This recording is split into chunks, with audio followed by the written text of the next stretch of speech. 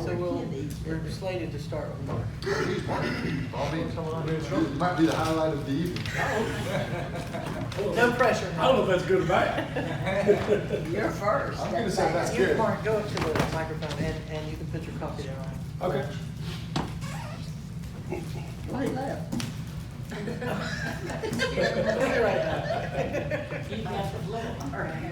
We need to direct the choir. Ms. Hilton, the information is in the email proposal spread now. Oh, yeah, he had already seen it this morning, so. And I printed out for council as well, Okay. so they can hear. Over there?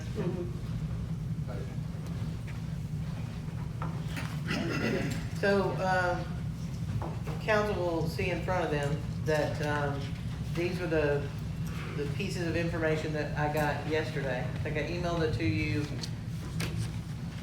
My days are running together. It may have been yesterday, it may have been earlier this morning. But anyway, your hard copies are in front of you, and, because I got it yesterday, like about 5 o'clock. But Mark's gonna just talk to you about these, piece of information and just the project at large. So take it, Mark, and then you guys obviously will ask your questions. Yeah, I had talked to the contractor, I think a day or two after we had our last meeting, and talked to him about several things, mainly went over the contract itself as far as the change orders and the prices. I will tell you, I don't have anything, and I don't think he has anything that gives a complete breakdown of why each line item has increased. I think it's a matter of knowing, and I think you do have some information there on concrete, to where I have done some research on that, and saw that concrete back in May was less than $100 a yard. Now in some places it runs over $150 a yard. So I think that's the main increase that they're dealing with. Obviously there's some lumber involved too, with a lot of forming up sidewalks and other items, which those prices, we all know, just went out of the roof. It is starting to settle down some now, but those prices just went out of the roof. And I think one of the other issues that they are having, as well as everyone else, and I think it was in that letter they sent you, was that the issue even with labor. It's so hard to keep a good labor force together right now, and those expenses are adding up also. So I think that's the justification for their prices. I did ask them from the perspective that I thought that maybe, I saw the reasoning for the material costs going up, but I didn't quite necessarily agree that everything needs to be raised to a certain point to cover labor costs too. They did tell me that they would agree to cut that increase in price by 10%, which I think equates to $16,000, $17,000, I believe, somewhere in that range. So that is something they did agree to. That's kind of my conversation with them about the prices.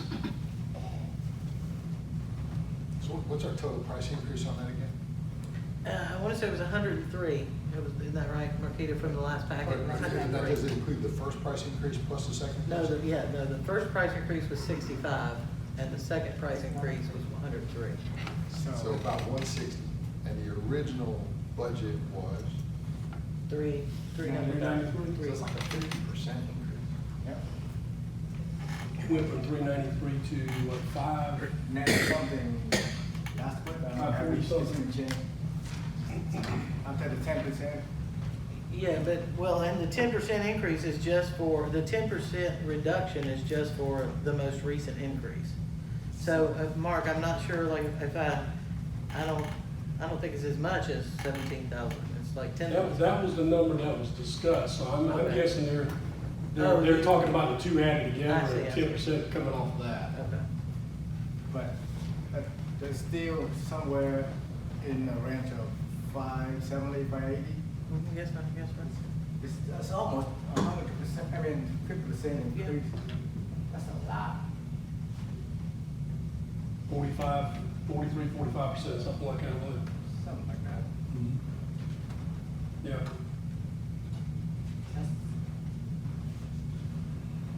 It is. Yeah, What are the options that we have at this point? Well, the plans themselves don't expire, fair? That's correct. And how We far? know lumber prices are coming down, pretty reasonably. We'd almost have to make the assumption that concrete prices will follow, just simply because spot market stuff doesn't matter. You know, I think our biggest challenge is, you know, technically we've got, you know, some construction already out there. Can we put it on pause for 3 to 6 months? Is that an option? No, I wouldn't say you would want to put it on pause and leave it the way it is.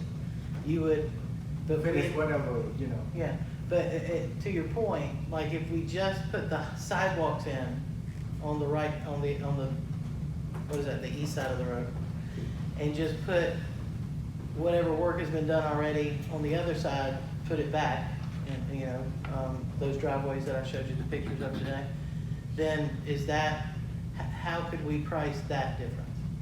I mean, Well, that, you do have some drainage structures that are in place that, you know, we've even discussed a few minutes ago about some of the driveways that need some repairs due to weather issues, but, so Mayor, that- we can't leave those things like that. right, Those- that's what I'm those saying. things would have to be So if we fixed. fix those back, the ones that were affected like that, and then put the sidewalks in, that scope change you talked about, and what, I mean, do you imagine how much that would bring the price?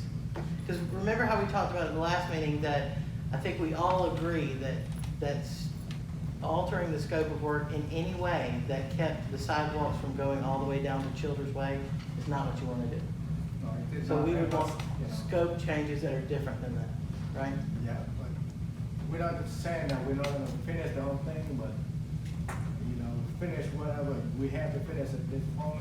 I'm asking though. Yeah, yeah. I'm asking it, and you know, like somewhere, and you can't leave it like that, and then put it on pause for, you know, 3 months or whatever, keep the material price going down and the labor craziness. What would we have to do, Mark? What option I'm asking? Yeah, You know, I would suggest if you want to do something like that, maybe even consider, going ahead and putting the drainage in and the curbing in and preparing it for your sidewalk and let that sidewalk come in after that's put in place. If you want to wait and do that maybe in the spring.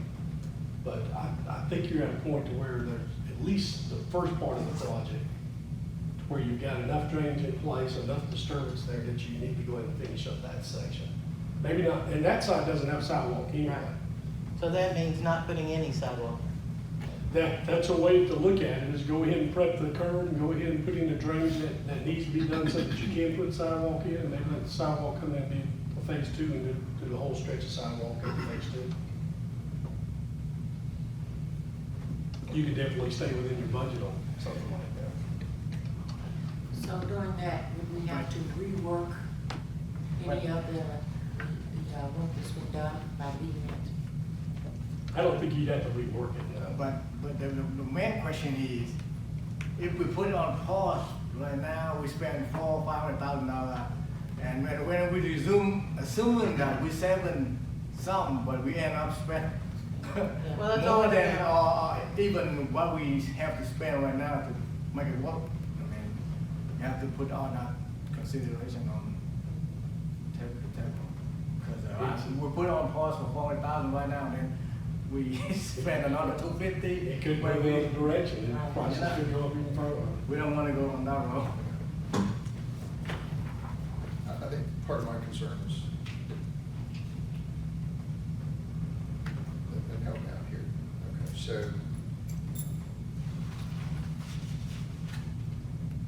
know, when you're normally looking at this, we'd have a material list, okay? So many linear feet of concrete at X price, so many linear feet of something. This is interesting, but it doesn't reflect that. So that's what the project should have been bid on. In other words, we laid it out. It should be very easy for somebody to lay out where my cost number changes are. Very specific, actually. We didn't have that really the first time, and we don't have it now. Right. And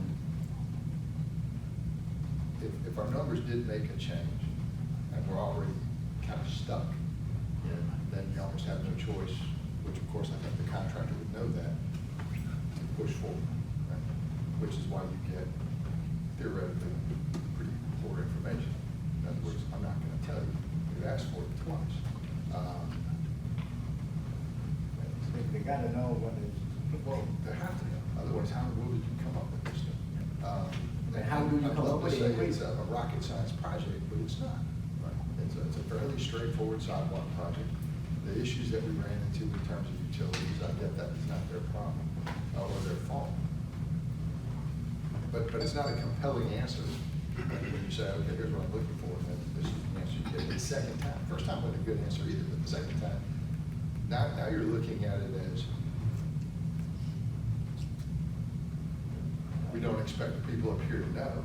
We're gonna give you technically crappy information, and then make a political decision. And we can still do that. I mean, I don't have a problem going back and saying, I'm gonna have every line item broken down. I gotta get the Because original they should, material. not like somebody's going through a lot of extra work, they should take the original and then actually show it to me. The problem that you got is kind of what you said too. It also bases back to the original information, because if you don't have an original breakdown of material, then that number can be adjusted however they want to adjust it. Yeah, but So it's. But one thing they'd have to do on that original line item, yes, I agree, you can move it all over the charts, but you still would have to come up with your original number. You would? And that would be complicated for them, you know? So you can say, all right, my lumber is a lot more expensive than my other stuff. But what else? You have to give something, right?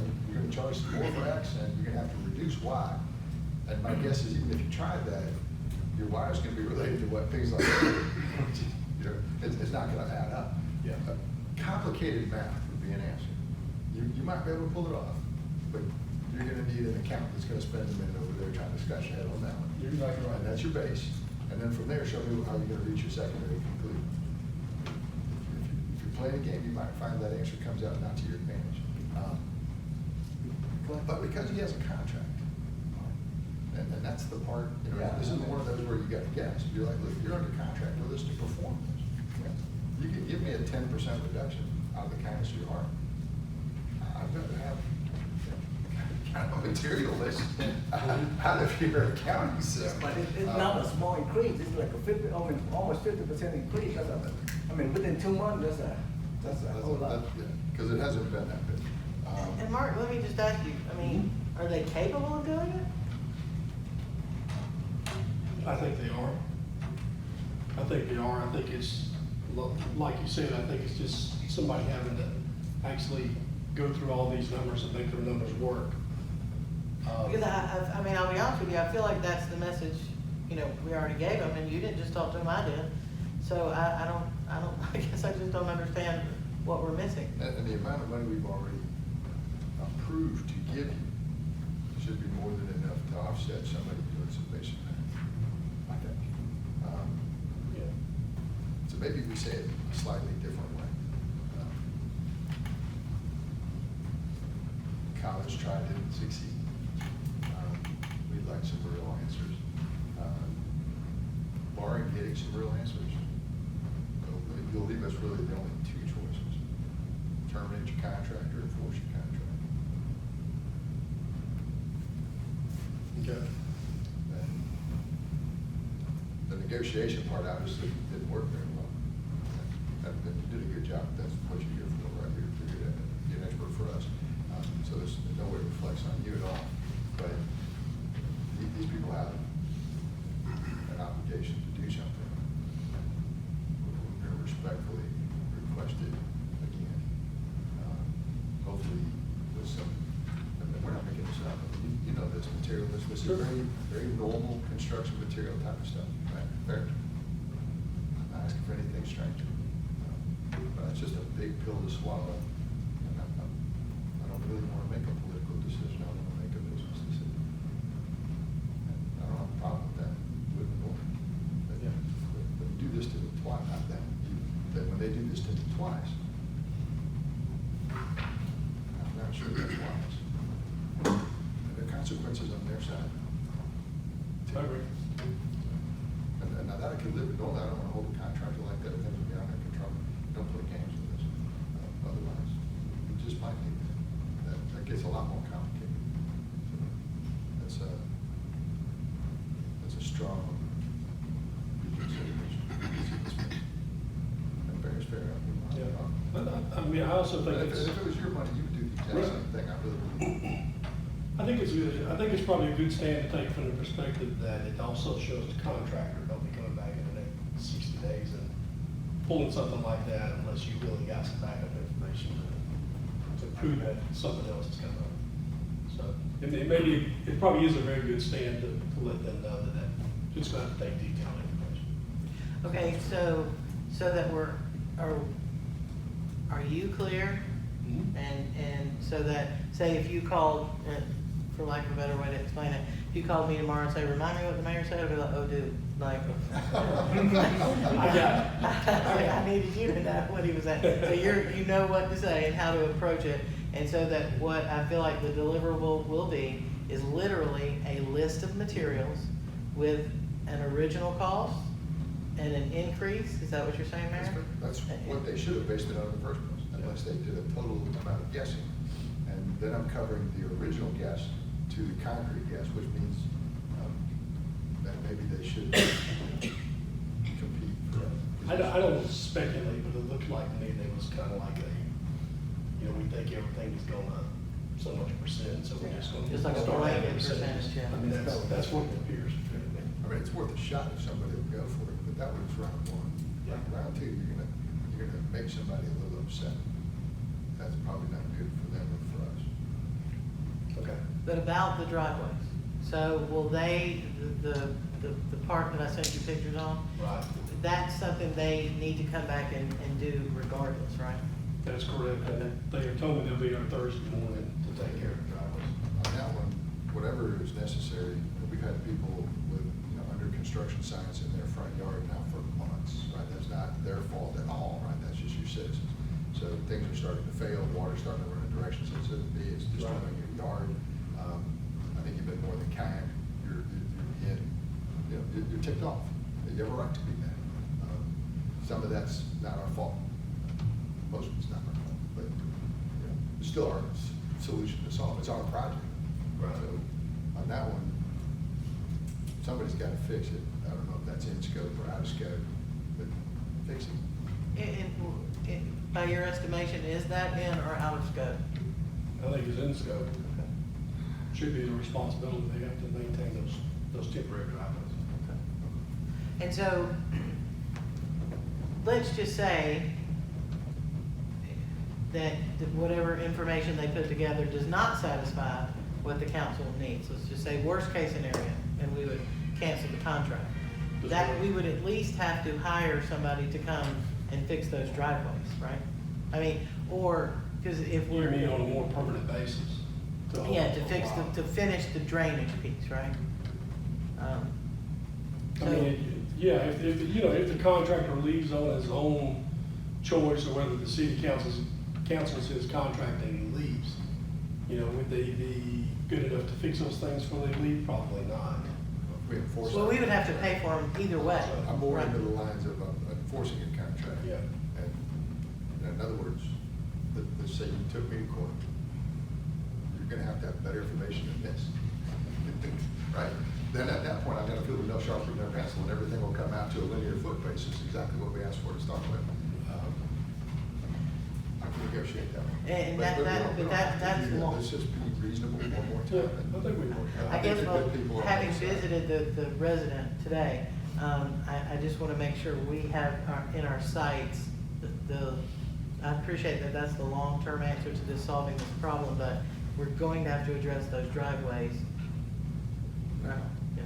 And so I guess what I'm wondering is there a part of the scope that they can go ahead and finish that isn't a part of this big cost overrun that's related to the sidewalk, to finishing the You mean drainage? as a permanent fix? Yeah, as a permanent fix.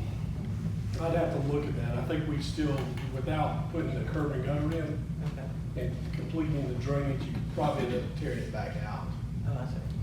But some of those trenches, if we see the project's gonna sit for a while, some of those trench cuts, which are probably 4 foot wide, we probably ought to come in and if we think it's gonna be a while, and asphalt those trenches, keep them from washing back out. They're gonna continue to wash out because you got an open ditch right down through there. So the trenches, instead of serving, the pipes that are being placed, the water now is just running over like an open ditch. So it's- Well, let's ask, because of some of the utilities that still haven't been moved. That's right. Has that been solved? Because if we're gonna be in there digging holes for utilities. That's right. Back where we started. So my guess is no, right? We still have The utility issues have not been resolved, other than we know we can get them resolved, but until the project moves forward, we haven't got the water authority nor the gas company involved as far as lowering those services. I mean, we've talked to them. That's right. But they I have met done them, it. and they're willing to do it. It's just a matter of we've got to get things moving again to get them back in. Because it involves the contractor too, so, you know, we've got to have all that in place. So, Does the water authority have that kind of expertise? Not just on the utility, but could they help us out with the other stuff? The public, right? you mean as far as the water authority lowering those services? Not just services, I'm just thinking, help me with my ditch. Just curiosity. I guess that'd be something that we'd have to ask. Obviously, they've got the expertise to lower the services, but would they get involved with any type of ditching? Not sure. I mean, it They could. seems like they would have stormwater projects where they have to do it for themselves. Oh, I was saying they could, but would they do it if it's Yeah. not really possibly their responsibility with this type of thing? Would they do it? I'm not sure. Could I make an argument from a stormwater utility standpoint? Sure.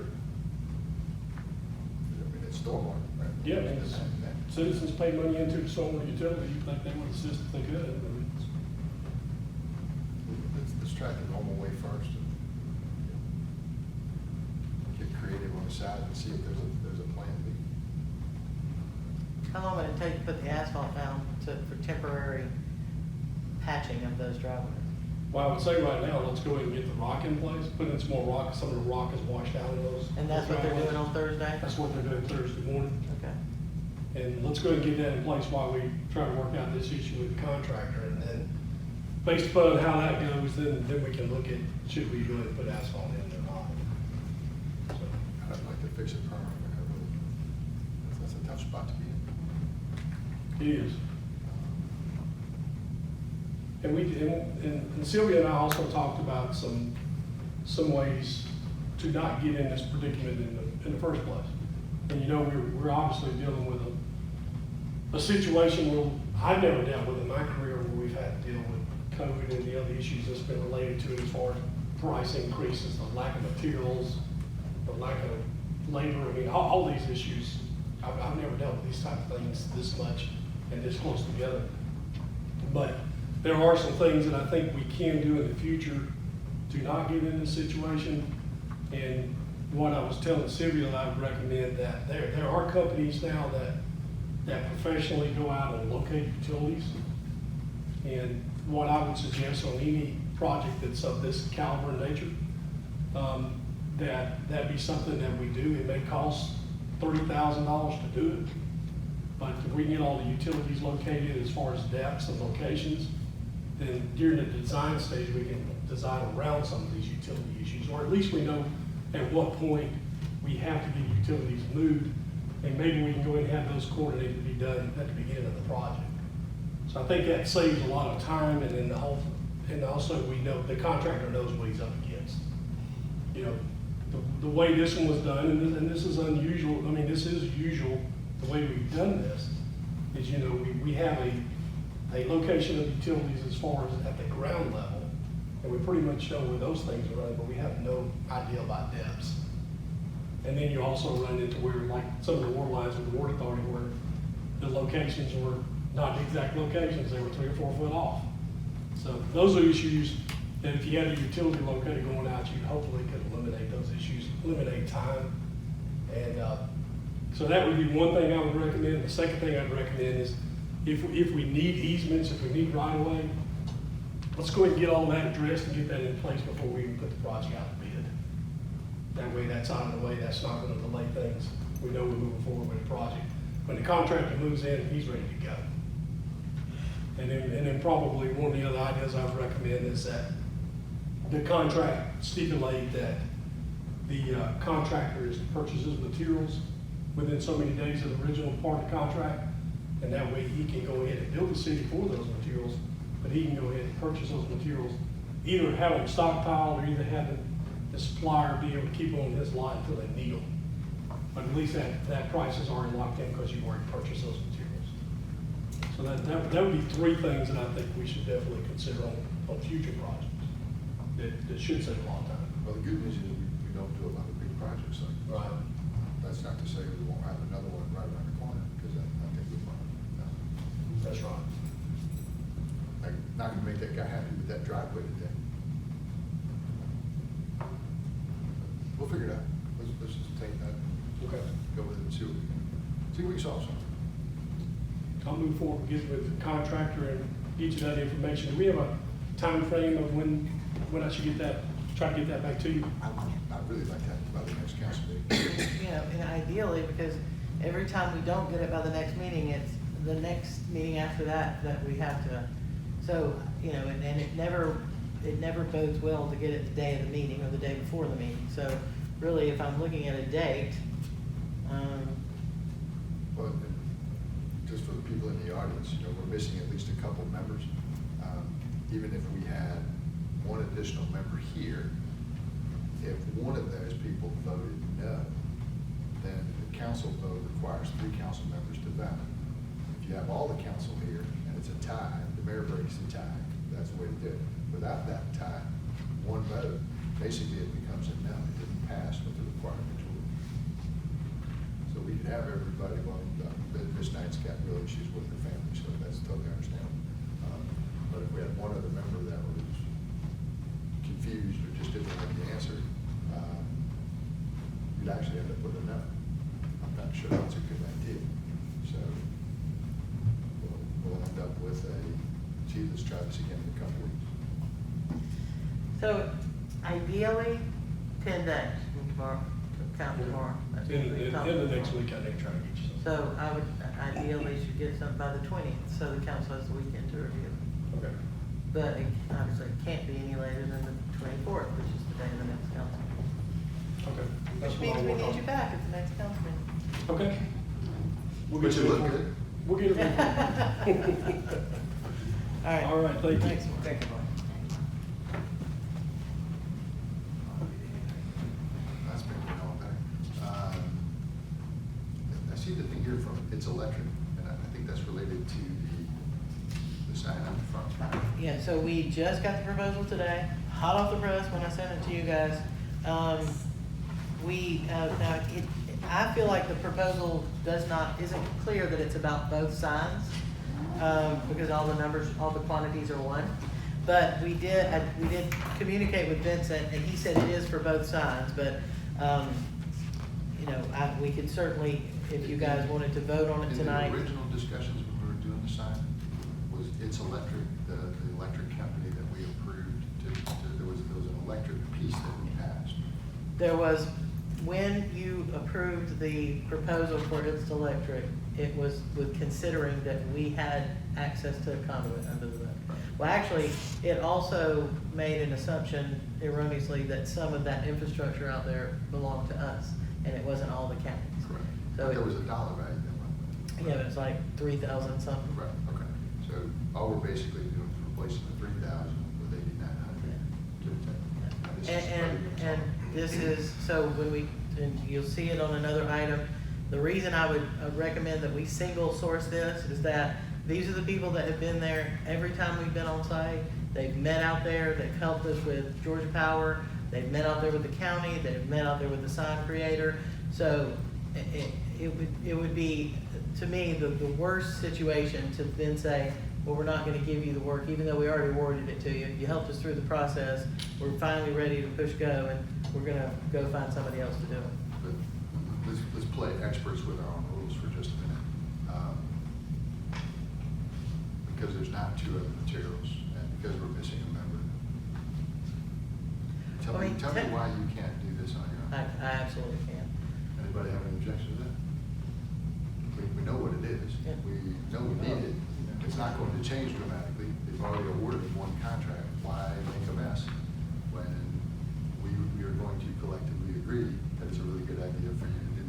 I agree. And have the authority, and you have the authority. So And the purchasing policy, anything under $25,000. Now, the only caveat is it will not be able to be SPOS funded. That's Because fine. you, okay, I'll just take it out of the general fund and then we don't have to vote on it anyway. Good. I Cool. like that, man. Let's keep it moving. Yeah, stop there long enough. So that means, Marquita and Mayor, when we go to, get to that item, you will, I guess technically table it indefinitely, because you aren't gonna be voting. Or we just do have to do that. We're in. It's electric number 7. Yeah, we're just gonna have that one there. Okay. Remove. And I can do that, right? Yep. So there shouldn't be an issue. All right, so let's look at, the stuff that we have here, so. Because I honestly have no idea what items have the potential to be an objection.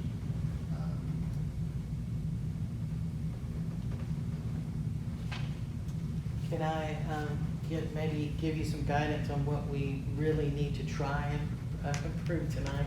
Sure. The Georgia Works, and this is the opportunity to get the part-time labor through that. So that's three. Now, we would all agree theoretically that we have the ability to have some part-time people over in Public Works who can actually clean the city. That would be sweet. We'd like to think that we can get that passed. And then the property insurance from Apex, of property and liability insurance, We have an which is, expiration date on our current policy. and it's an increase, and Chris is with us tonight, and he spoke to, Preston Brooks, our broker. Yeah, he may just be down the hall. Okay. Chris, you with us? I can hear him there, but I can't hear him there. No, that's fine. So, It goes to Christmas. man. but Yes, I will I'm just- here. Do you need okay. me? No, just, we just talking about the insurance issue, but I will say that renewal deadline is September 1, so you could technically defer it to the next council meeting. You have, because it's, it's still in August, so if you are only wanting to go for the things that are absolutely necessary. Essie, what about the intergovernmental agreement with Clayton County on the elections? Is that necessary tonight, or can we push it to the 24th? Well, they were having a meeting on the 24th. Okay, so we need to look at that tonight. That one looks like that's a passable item. I mean, how do you have a debate? You're gonna do an election. There's Yeah, only we've people already agreed qualified to do the election. your whole council's already agreed for the county to do it, so it should be a housekeeping measure at best. We would certainly hope so. Um, And then I think on item 5, we had some discussions about some potential changes, because that might have to be a big project, right? Yes, and I already sent out an email about that since the prices came back so unexpectedly high.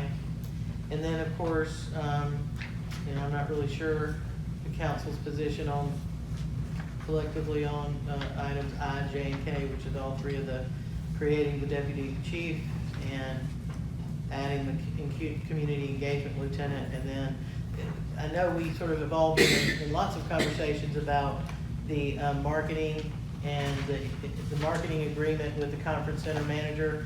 We've come to an impasse, the finance director, the attorney, and I, where we have to acknowledge that they're so much not independent from one another. The manager does, and even if you had a totally different marketing company, the manager is still gonna do some marketing.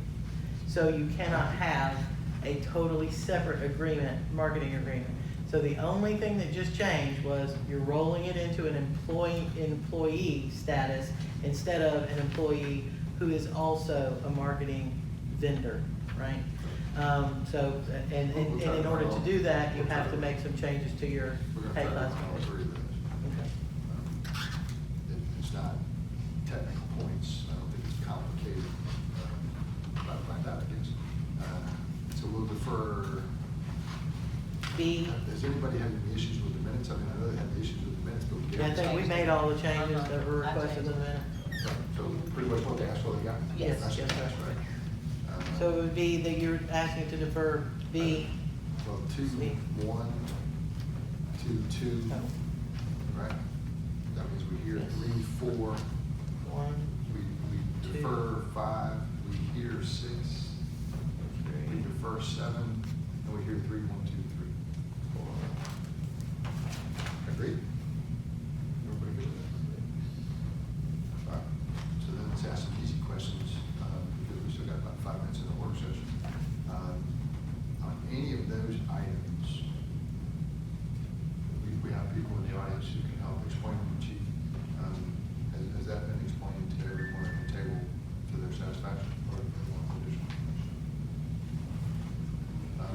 creating a deputy chief? Yeah, the deputy chief, the engagement lieutenant, and case code change for commissary. We know we did the commissary manager, then the other two. You can have to help them. I know they've explained it to me, but explain it to everybody else. Well, yeah, only in the sense that what's in the packet and then the recommendation, but I wouldn't say we've explained it more than that. Can you do it in 4 minutes? I can. I've gotten real good at going quick. But I can make it longer if you like. I don't- I only did that because they should have asked me that question on several occasions, but So everybody would agree that the position of the chief of police is to set long-term planning and goals, conceptualizing ideas, things that I've heard, you guys have already heard me propose out here in front of the flock cameras and whatnot. And basically that's what falls in the long-term planning and goal setting, conceptualizing projects to improve the department. Another part of the job that entails as chief of police is to capitalize on strategic partnerships, police department, fire department, to include any and all the events that we've been working on. And so a lot of it takes a lot of time. You know, it's just whether it's physical time being in the place or whether it's, you know, during hours or off hours, you know, being here in the last 7 weeks, you know, even on the weekends to include further those strategic partnerships. The creation of the deputy chief's position would allow for me to have operations be taken care of by someone who is of like mind and having the vision of where we want the police department to be. And that obviously is, I mean, it would be a boon for me in the office in being as busy as we are in terms of having the normal day-to-day, but also all the other things that the police department has. We've got the police department involved in. But the important things, really right off the top of my head, the grants. Grants are things that we're gonna be able to get involved in, and that falls under the operations. And basically, you know, it frees, well, it serves as a technical advisor. I'm going off my nose, but I'm tanking. But it serves as a technical advisor for the chief of police. Without getting into more specific detail, but I'll take any questions that you have, please. So is it a brand new? It is. Let me just start. All right, so we've engaged a different mindset for police chief. We've already made that decision. Yes, sir. All right. We want to, he's asked for it, and I think we should grant the ability to give him the resources necessary to make strategic decisions in how he manages not only his department, but the staffing within that department. We realize at some point in the future, there's going to be some changes, whatever those changes may be. But basically, the idea is to let you manage your department as you see fit. You're accountable for it. That's what you're accountable for it. There's a cost number that's associated with it, but there's also revenue that's being projected on some items. So I think it'll balance itself out in the wash. The real question is, you know, do we give you the ability to do what you're asking to do or not? You've asked for basically a deputy chief position. I've also asked for the lieutenant's position on community engagement, which falls. We talked about that one separately. So the first one is just a leadership issue. You know, you want to have the reps that you want, right? And the skill sets that you want. I totally get that. I can agree with that. So that's the first question, right? So there's a pay classification that comes with it, and then basically it's creating a position.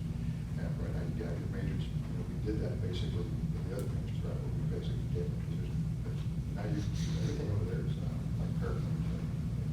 You're not at the right rank. It gets complicated. And that's what you're doing. So is it a brand new position, we put in place, brand new salary? Correct. Once we put the salary in place and once we put the position in place, that's their job to hire the person. We've already hired at the top. It's his job to pick who he wants. Please tell me a little bit of benefit of him what we just said. Most of your benefits have more than just one person. Got something like that. That's what you hire.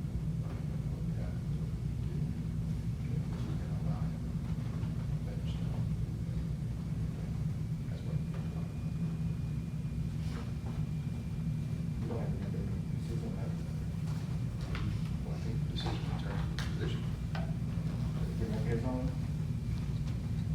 I think he's got, I'm talking about, you know, opening the decision, I mean, do we have to make the determination to put in place a new planning position? yes, he cannot hire that, otherwise. he I can't hire understand, but do we have to make the decision today? The world won't die, I can tell him. I know, but,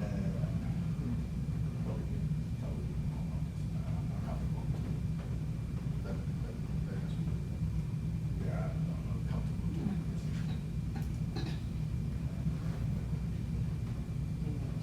Decision. Sorry that I'm late, but are we talking about the deputy chief position? Yeah. Yes, Okay. So are we deferring making the decision, or are we making the decision? Is that what I heard? Yeah, but trying to defer the decision, because because you got one that's concerned, we'll defer. We'll do it. Now, the lieutenant, we can talk about that one, this is the second in terms of that. So in that particular case, we've got a person in a position, we would like to move him to a position that's better suited for. okay. That one's slightly different. Hard to go, right opportunity, but let's put somebody in the right seat. And I think everybody would agree that that would be a really good answer. If we made decisions, and I think we would have some other decisions we would like to make. And I think those decisions ultimately are better for the city. And the chief would agree, but it's a good opportunity for the person, and it's a good opportunity for us. And it does allow a lot more leverage in terms of being able to take on some more responsibility for some of the tasks. City or in policing options. Yes. So.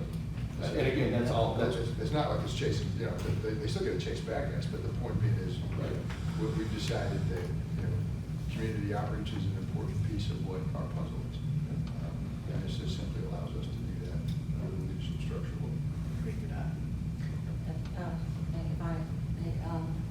The deputy chief, is this person gonna have the ability to be able to apply for different grants that you were speaking of? absolutely. That's one of the duties that falls under the umbrella of operations, which is where I need most of the help. Operations, not grants, is where he needs most of them. So on that one, that basically is so we would defer 3-1, and here 3-2, and 3-3.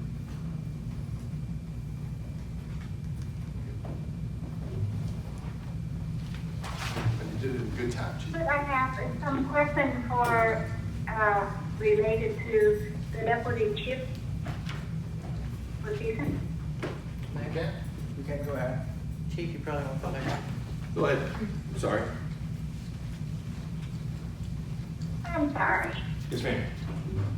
So how many officers do we need to,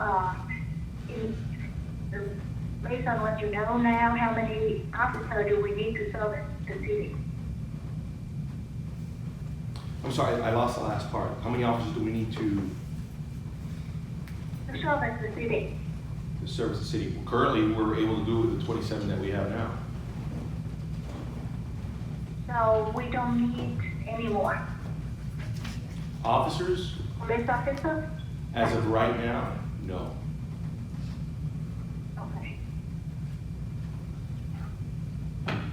Thanks, Chief. All right, we're gonna get a cup of coffee, and we will start our council meeting in 2 minutes. Mayor, I would like, so could you give me a quick recap on which 3 items are we deferring? Tonight? So, the mayor's asked me to go over that with the number on, under new business, number 1, number 2, number 5, well, number 5 isn't getting deferred. Number 5 gets, I sent out an email earlier about that will go through a different process. And then number 7, actually doesn't need an approval from council. So we will be hearing under new business, number 3 for Georgia Works Program, number 4 for the property and casualty insurance renewal, and number 6, which is the intergovernmental agreement with Clayton County for the election services.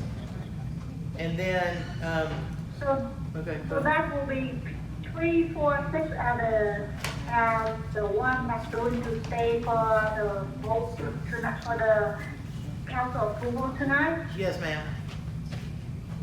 Okay, thank you. Well, but that's just under new business. Then if you look down under ordinances and resolutions, also to be put before the council tonight for a vote is number 2, which is resolution 2021-12, that's adding the community engagement lieutenant position, and number 3, resolution 2021-13, which is the amendment for the conference center manager. Okay, so the business section will only go for 3, 4, 6, item 3, 4, and 6. And ordinances and resolutions, we're going to go for the one only. No, 2 and 3. 2 and 3. Number 1 gets deferred, and we're gonna go for a vote for 2 and 3 under ordinances and resolutions. Thank you. You're welcome. And then, of course, the minutes we'll also have for approval. I'm sorry? The minutes The will minutes also what? be. What? Okay, yes, because, do you need me? I don't know, but, well, he said 2 minutes, and when they get back, then we'll start, so we still have to go over some of the. So we are not going to approve the meeting minutes tonight either? No, yes, ma'am, that's what I was saying, is that we will be approving those, asking for approval for those. Okay, Yes. thank you. Yes, ma'am. Yeah, because I was thinking, what is the deferral reason? No, Okay, not thank you. tonight. Yes, ma'am. Okay, thank you.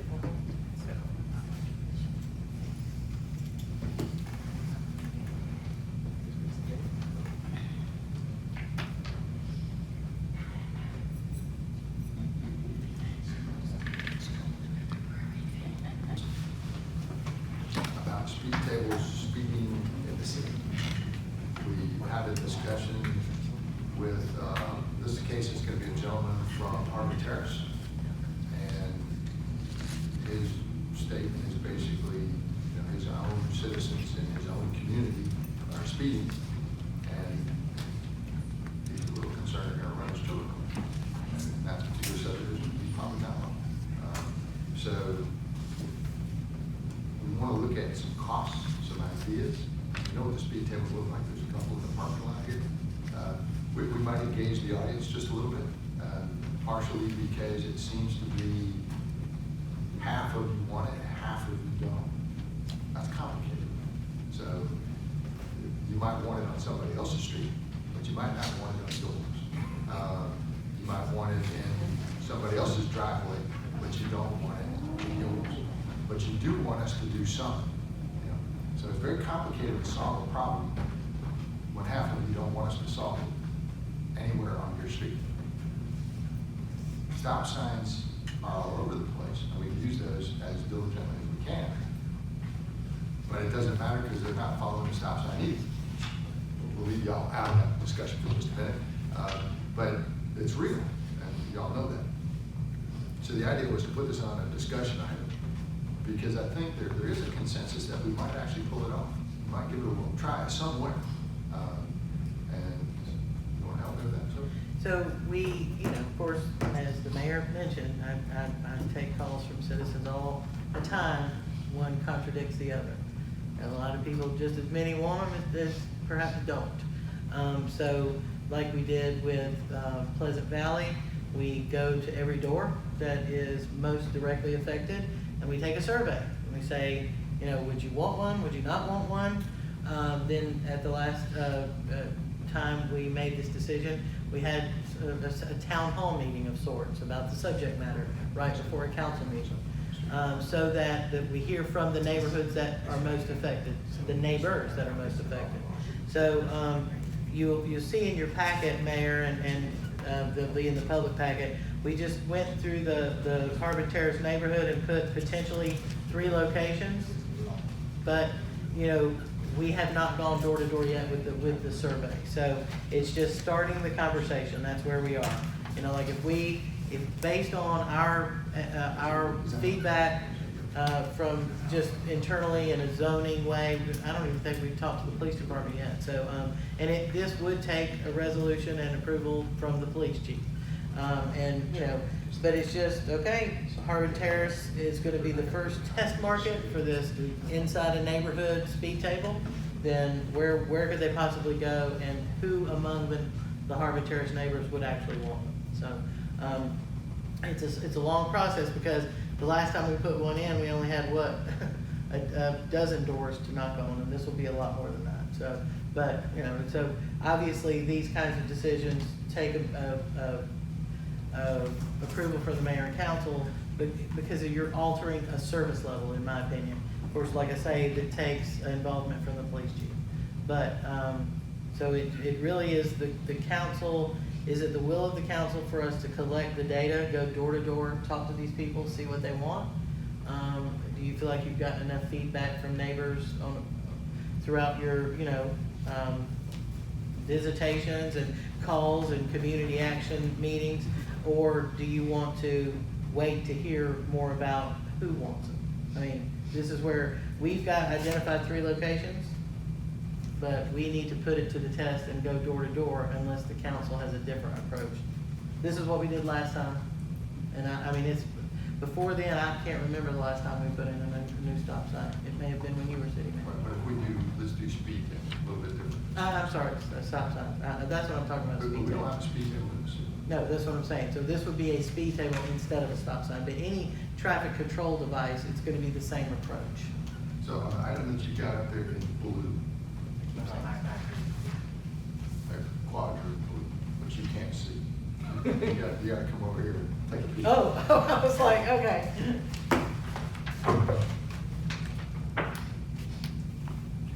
Okay, so it's a long road. It's a long road right here. We might take one of these. Okay. So you feel like it should be 1, 2, 3? Not, okay. So still maybe 3. Well, why don't we try one? So if we were only gonna do one? Fire is any less if there's 3 mad at us or just one. So if we were gonna do one, you feel like if we were only gonna start with one, this is the road we should try to. And it's the Okay. longest road. Okay, but see, And we can have some support right there. Yeah, it's right there, right? Is that one? the one that comes off of, Maddox. Yeah. So rather than like hold It the doesn't come whole off like Carbon, group over there, just that street. we're looking for somebody who's gonna allow us to put it basically in our front yard. It's our street. And what's the worst case scenario? Well, I mean, when you say put it in their front yard, it won't, you mean just from edge to edge of the road? Well, it's technically, most people consider their street and everything, that's their front yard. So if you Okay, I see park what you're on the saying. street in Yeah. front of my house instead of, no, then I would say you're in my front yard. Yeah. But find somebody over there on both sides of the street that That is agreeable to. that would like the idea. And I think that's very good. I know for sure, right in that spot, we should have somebody that will be there. Because Okay. they have like 5 children. And doesn't want to- So is that really, I mean, so that's what we're looking for this test case, just a neighbor on either side agreeable versus asking the whole street? You can ask the whole street. I think, we got an idea that this is gonna come back in like half a dozen or 1/2 dozen. Right? Yeah. The people who are speeding are gonna not want it. Well, maybe thirds, because The they'll be. people that have third children will are respond at all. probably gonna want it. But, I don't know, because, I mean, I think they've consistent. identified that it is a problem with it, right? Well, I think everybody thinks to be So- done from So, everywhere, exactly. Well, and that's an I area think, where somebody would agree to. In other words, they're the ones who are having the issue. They're the ones wondering why we can't solve the problem. It's not an area that you really even park a car out there if they're not running a stop sign. You know, so it's not like there's an ancillary control device where somebody said, well, they're running the stop sign too. They're not. There's not a stop sign there. It's just a little bit of a straight, well, it's not even straight. It doesn't have any stopping abilities, but it's curvy, which means if you're going at a decent speed, you're also crossing lanes. You're not in your lane anymore, you're in between the curves, but that's it. So couldn't that be, a proud meeting and have the neighbors to come out and talk about the problem? So And we- that way we could, instead of. You just did a crowd meeting. We're talking about Harbor Terrace, right? Harbor Terrace. So we went to that one, and this came up. This entire conversation came up about the speeding, right, especially right that T intersection where we had the crowd meeting. So this is probably, A good time. Something, yeah. It's gonna be received well, but that, it's my. So you're saying that the feedback you got at the Proud meeting was that everybody wanted to try and slow the speeders down? So of the people that would throw a value out there, I spoke to at least 3 people that I could recall at this point that talked about specifically that T intersection where we set up at. So I think you'll get positive feedback in there, but we want to go back in there again. But yeah, I do. My answer would be yes, it'd be received positively there. What's your opinion, man?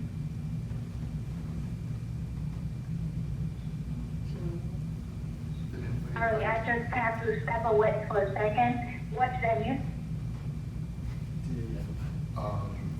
Just talking about a speed table in Harbor Terrace.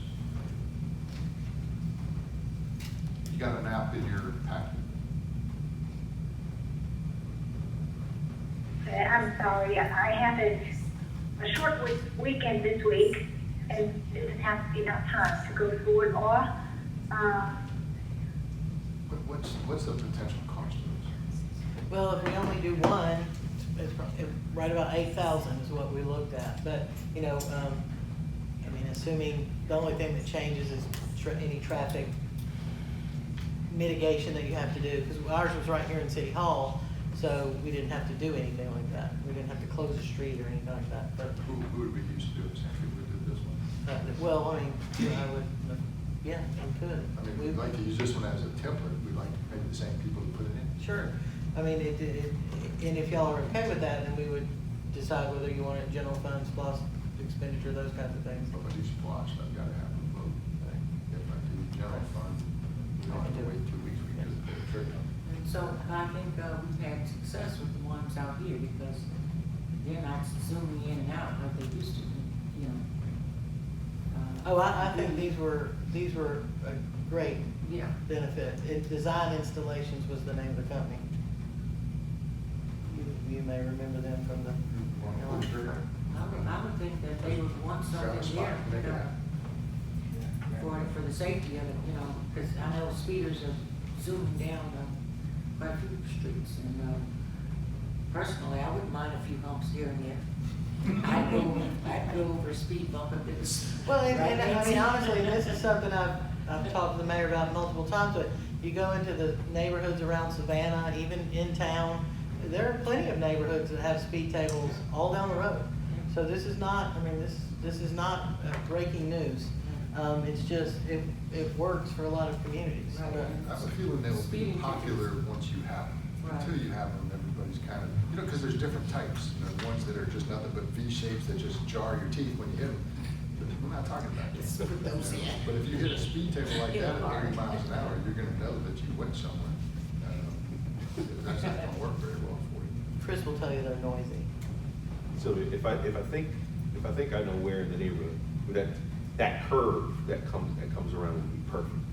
And I'm trying to recall back when we were there, but if you go probably 30 or 40 feet from the intersection, and you're not really in front of a lot of houses or in front of any driveways per se. But that corner, because even when we were there just setting up, people were moving pretty quick down that from Maddox to the Lake Harbor side, where you guys were just talking about. So that would be 2. In this particular case, we'd be talking potentially 2. So, if I may, can we, get like an assessment of the traffic flow, just to. Do your radar trailers take Put the trailer out data? there. But do they tell us how many, like we can place them on different roads at the same time? Yes, it captures data. Okay. Yeah, it'll run, we can set it out there for a week or 3 days or 2 whatever weeks. time frame we want. We can get average speed, we get every speed to every car that comes back. Yeah, I mean, I think it would be smart. But Chris's idea, actually. You can't get the actual action because when they see the sign out there, they kind of slow down. You know? True, or you speed up to see what the radar. Or like Chris is. said. Like, yeah, those of you who would speed up to see how fast you can go before you get there. Meaning If we put a school out there, put a red speed out there. Well, if you just have one above a certain speed, it does the little blue light special, so that way they don't, you know, we don't trip the trigger by saying it's 75. We just know that it does the little blue lights. Did you see that? I don't know what the speed trigger does. Oh, where it's not telling them the speed, But it's when you just go above the flashing speed limit, the it light. flashes the red, white, and blue thing like it's. Yeah, or until you slow down, or it'll give you the, Well, yeah. you'd have Can't we to- control the information on that face? We can put something on there like, Speed you study. know, early Merry Christmas, anyway, something. I meant the, To try to deflect the way that people are trying to skew the numbers. Yes, we don't want them to know what those numbers are. Chris has your tickets in the mail. That's red speed. That's Yeah. funny. Wanna rezone that little park there and make it a school. So let's use And quads. how much would it cost for She said about $8,000 a to piece. install that speed tape? And how easy, if it doesn't work out, we're going to try to see if it works. If it doesn't quite work well, how hard is that to reduce that onto? I can't imagine it's hard, Yeah. but then you have the additional problem. Yeah. 50% of the people are mad when you put it in. Well, And fixing- then you're gonna make fixing- the and fixing the 50% road. made happy when you take it back out. Now we made 100% of them mad. That's really good business. I got a feeling if it goes in, it's probably gonna stay. Speed tables. Rubber speed tables. I don't know if there are any sort of But he's got a map that'll show you the two locations. One's right around that Kingston area. Let's pick, we'll just, Yeah, and you can just send me that picture, unless it's just what you just showed me. So you want to do two, this one, and let's try two. This Because one, if this one? you did it right there, that's down. that's in right now. We'll do one there and then one. So what number are we, do we want to try for? I sent to you right now. I think we were gonna do one, but talking to the chief, the area that he's monitoring is a second. So you look at it and say, why not? That's Yeah. two areas that are straight stretches, and we know for sure that stretch right there gets some speed. Because that's where they hit that car that was actually parked on the street.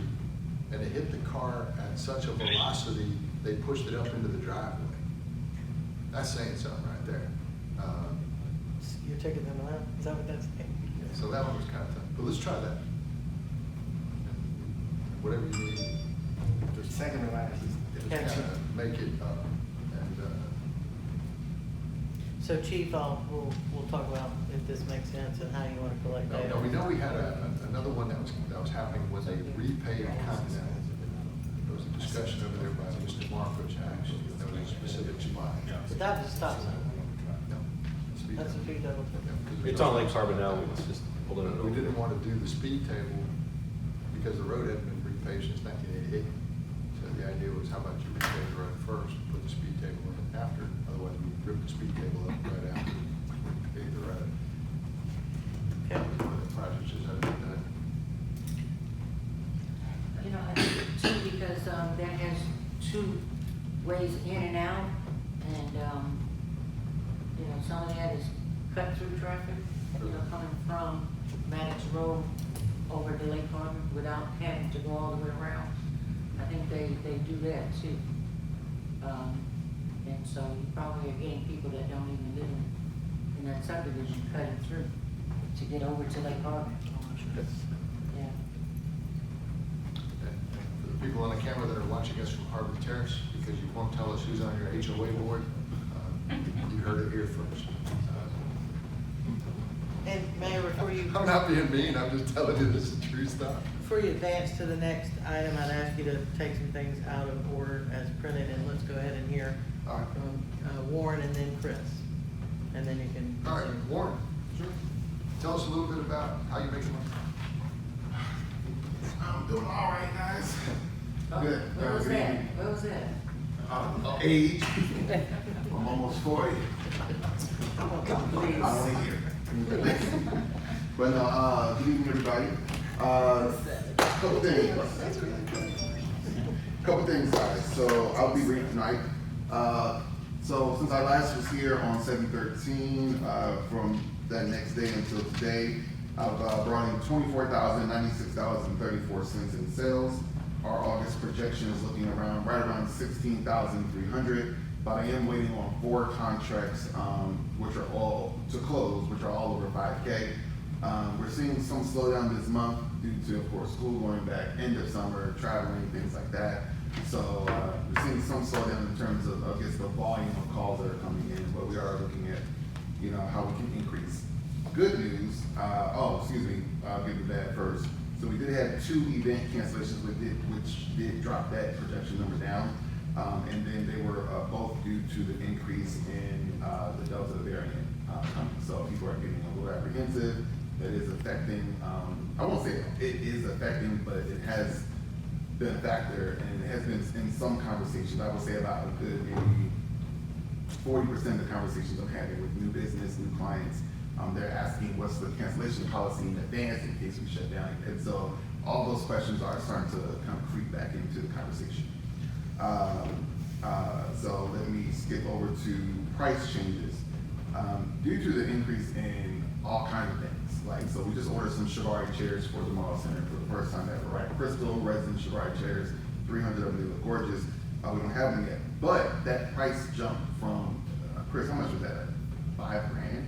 It was a lot. Yeah, in like a month, so that was in days. And then they already told me if you don't order them now, they're gonna jump again. Because it's all about the China, what's going on in China. They're waiting, all the products are waiting in China, and then the services and the shipping, everything's just happening. It's really bad. So they tried to explain it. It's a lot going on there. And just to make sure, I did cross-reference to other websites, to other companies, from Florida all the way into Canada. Everything is just all the prices are the same. Like, it went from $34 a chair to $96 a chair. It's insane. And they're going up to about $115 in a couple days.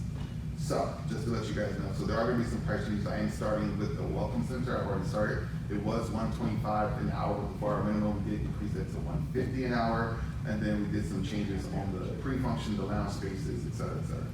So, just to kind of keep up with supply. Happenings, corporate business did pick up even more over the last 30 days. We secured Messer Financial, Blue Cross Blue Shield, Anthem, Foot Locker, and Humana Market Point. So we had Humana, but now we got Humana Market Point, which are the same company but different subsidiaries. So that's great. We did get some press requests in. We got contacted by the Best of Clayton County for an interview on their podcast. And also there's a blog called Secret Atlanta. They want to feature the Morrow Center. Does anybody know about Secret Atlanta? I actually follow on Instagram. It's really, really cool. And they have all like cool little restaurants and happenings and stuff. So they want to feature the Morrow Center as Is that the one that does like the candlelight, that they do little concerts in different places? Secret Atlanta, will tell you about little concerts they have, the candlelight conferences or candlelight concerts, and it's acapella type groups. They'll meet in little obscure places. Really? I haven't seen that. That sounds cool. Is that through Secret Atlanta? Really? Yes, That's there is a cool. Secret Atlanta concert, Candlelight Secret. Super dope. Yeah. Well, let me know when the next one is. Yeah, I missed that one, but yeah, so they want to do an interview. He's on Facebook. You said what?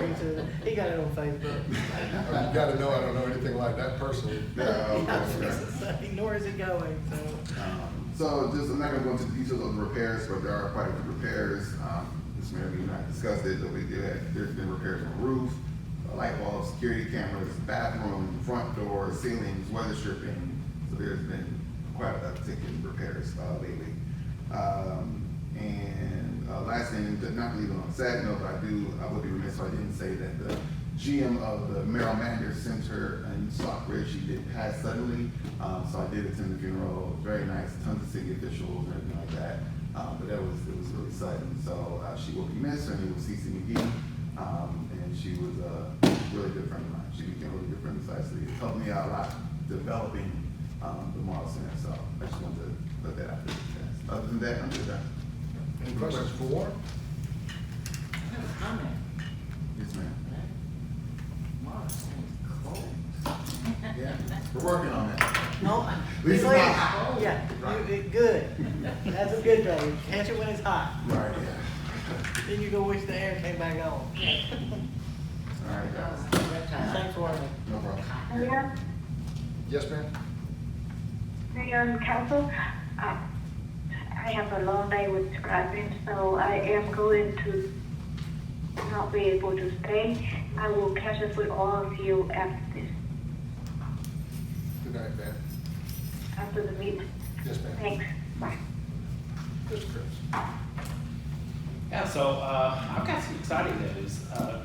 As you're exciting for me, I'm sorry, I should preface all that. If it's exciting for you, it's exciting for everyone. For nobody but me. But no, you're probably aware, you've actually budgeted multiple years now to replace our financial software. And for various reasons, that has not happened up to this point.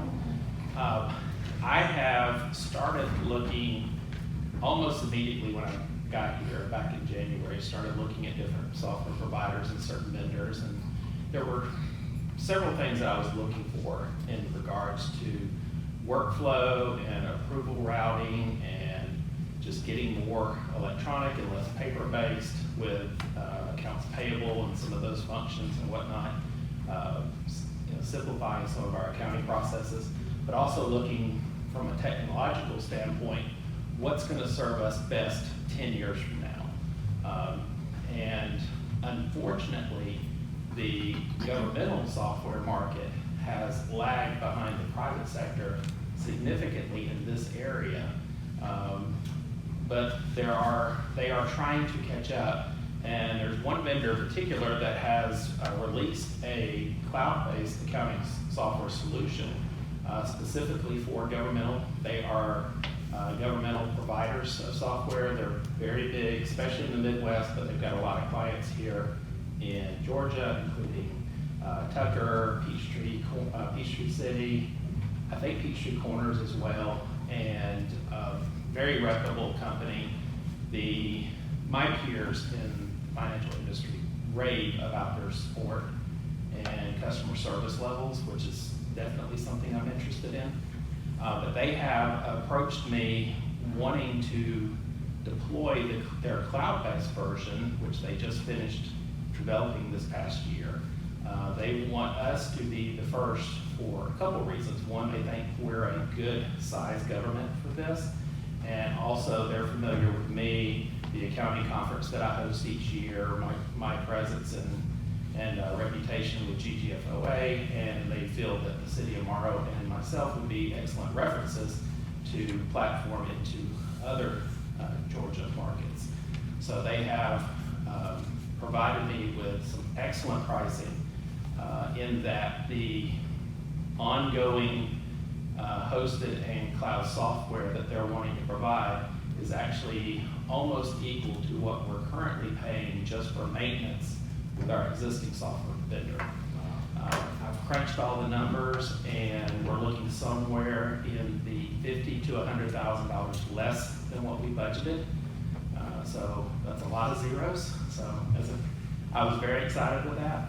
And with that in mind, for several reasons that I outlined in my memo to you, A being there's not a suitable alternative to what they're proposing. Their pricing is fantastic, their service level and reputation is fantastic, and the fact that I've looked at over a half a dozen alternatives, and this is the only one that I would want to recommend to you. What I would like to do, with your permission, is go ahead and proceed with contract at the next council meeting to award them with a sole source agreement rather than going to RFP market, which you're allowed to do in our purchasing policy, but of course it would be at your discretion whether or not we do that. So that's how I would like to proceed, and would be glad to hear any comments, questions, or concerns you have about that. Actually, pretty excited. The concern with just doing like an RFP because then we're just picking up somebody else's software at a price, and then it's our job to figure it all out, whether it works or not. That might work for hammers and nails, or even a roof. Not gonna work so well for software. Very few people are gonna have your software experience in finance specifically. That's rare. It's a bonus. We got it. Thank you. I don't know that we'd be able to put a better option on the table and even know what it meant, because we're not. I agree. So, and because we don't have to bang away on keys every day, and you do, and the pricing happens to be nice, that would be great. Could I say more? I'd say pull the trigger and let's see what happens. Right? Hurry, let's get that phase, what is it, phase 2 in there real quick. What's the? Was that sanitation? Yes. What's the, you got maintenance cost on it, is there a length of term on a contract? Well, the nice thing about cloud-based is you're actually subscribing to the service rather than buying the software itself. So, QuickBooks Online, Microsoft 365, where you're paying an annual recurring fee. They host the software. It's cloud-based, so it's not really hosted, but they hold the software on their premises. They have the data and everything secured on their premises. There's a significantly better security feature with cloud-based software. It also means that it's something that Vaughn doesn't have to maintain, which I know he would be excited about that, not having to do that. But other advantages of being cloud-based is you're always using the most current version. You never have to do upgrades because they're happening on a scheduled basis, and all their clients are always using the same cloud-based product.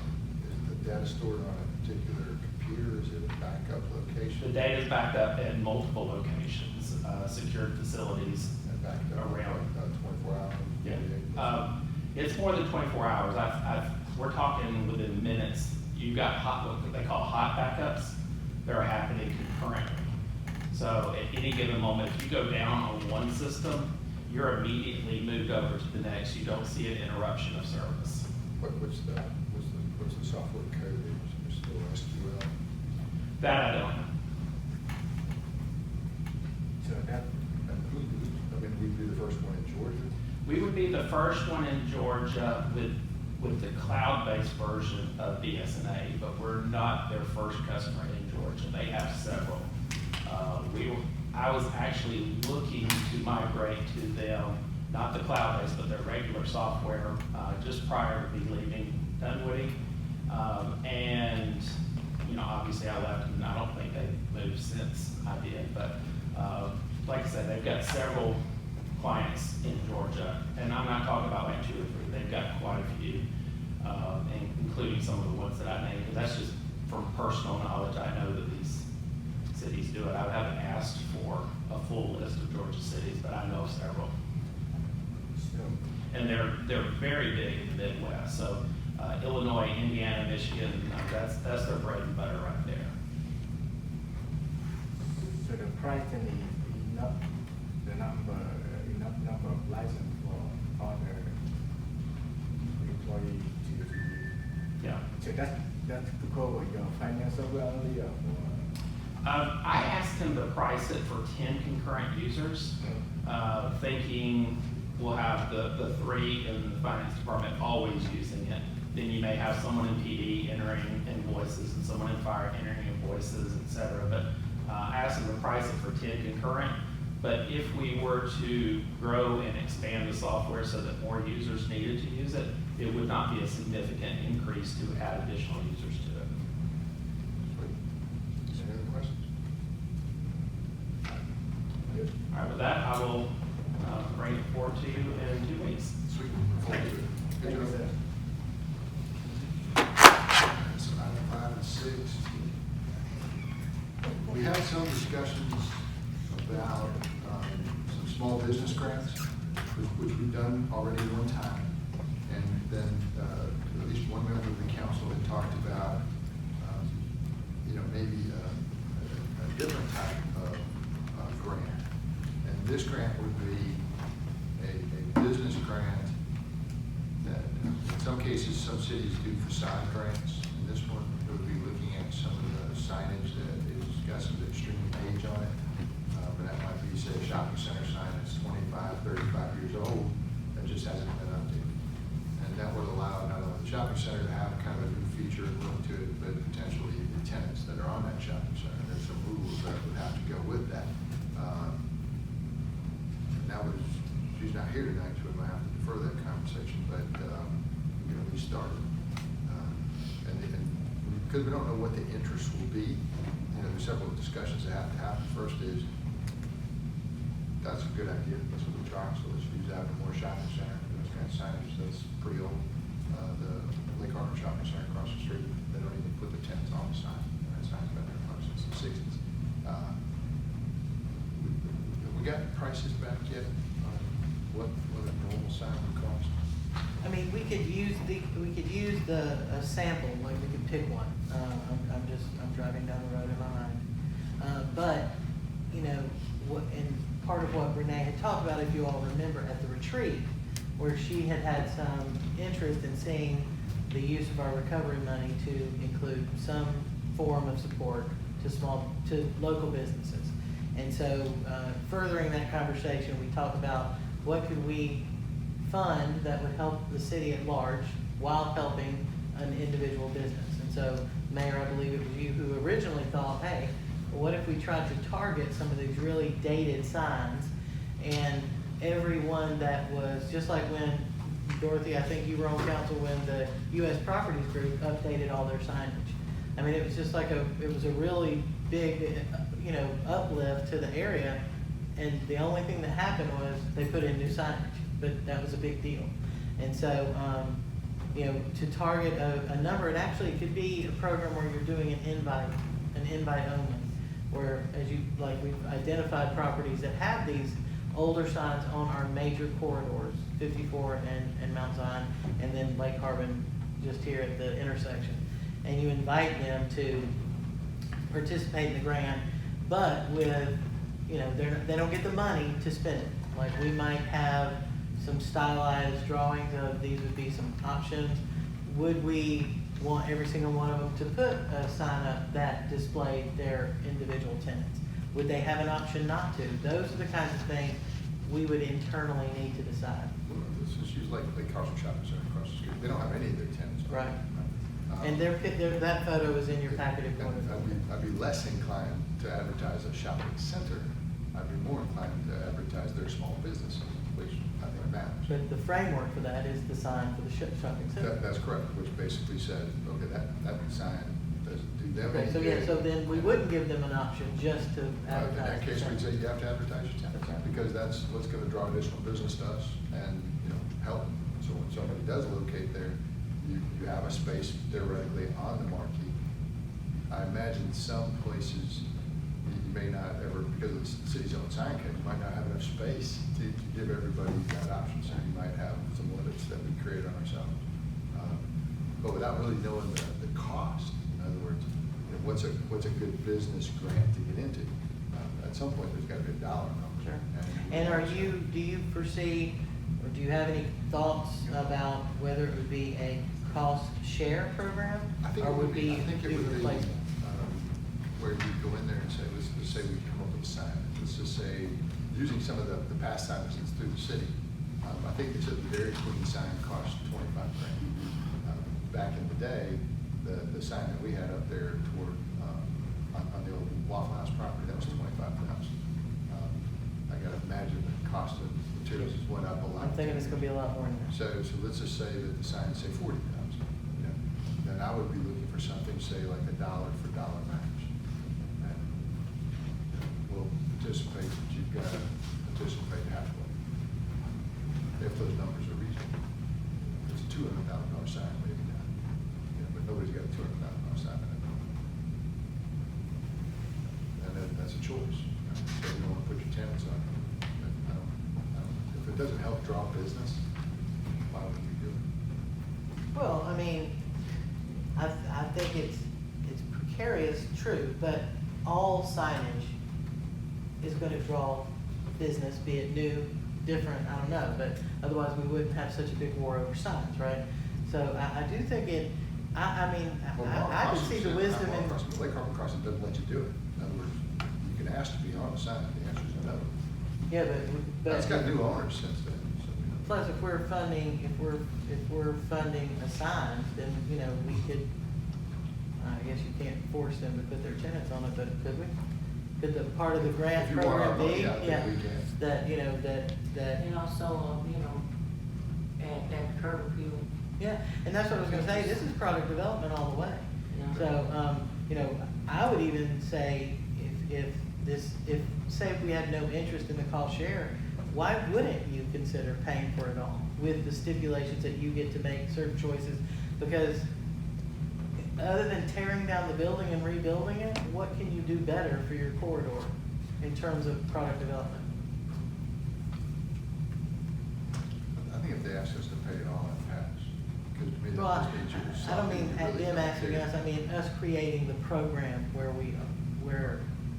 if we get to choose, we pay for it all kind of thing. Isn't it better to have new signage than to have people not be interested in participating?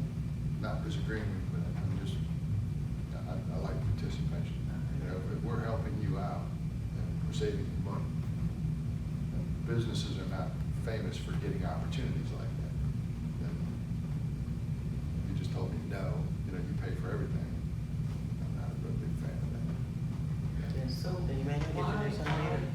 do they say no to, putting their tenants on the sign? I don't think they would. On Lake Harbor Crossing, they actually did. But remember, they sold that. And I don't know if it was just the guy didn't care. I don't know. It's a good question. I know it's true though. But you have new owners now. And we've been trying to have conversations with them anyway, because there's some sidewalks there, there's some lights there.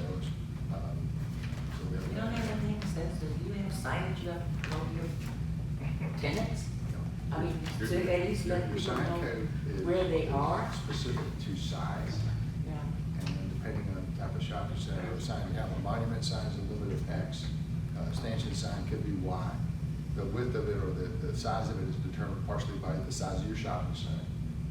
Yeah, but One remember too, business like, can when go get all of the the sign. tenant moves out, they have to put a blank face on it, so maybe they just, in the interest of not ever having to maintain it, they just take all the panels out. Well, that's The because the tenant city pay of for that? Morrow is the one over there getting on them and taking them to court for not having the panels. Well, I mean, that Pro Studios hadn't been in that place for 20 years, and that sign's still there. Cause I used to get photographs back there. Okay, I assume that the tenant pays for the sign, their own sign to go up there. Yes. On there.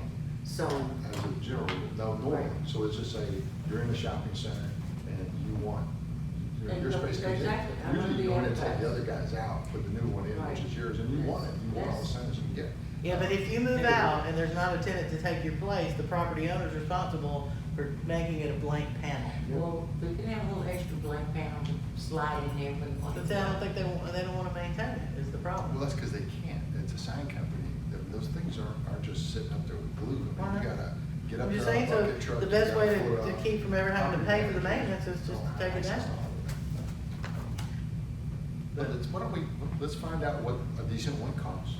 Let's. Well, I'm sure we have a dozen examples back there. Yeah, in terms of Everything cost. has gone up since then. And Times then- 3. And then let's see what the interest is. Right. And you know, we know the areas we're targeting. We know who's got the crappy signs.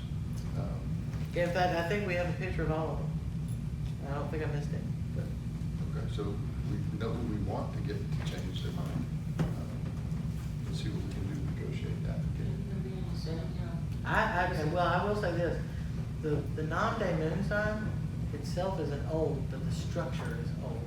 The which one? The non-day moon, you know, the one, The the tall thing. Oh, they just used the Target sign. Oh, I know, it makes me crazy. Well, I'll use a perfect example. The Best Western sign right here. Mhm. So, the city of Morrow's requirement basically says if they changed the sign, they had to take it down. And then they only got the little lollipop sign, but they had a whole lot bigger existing sign. So what did Morris do?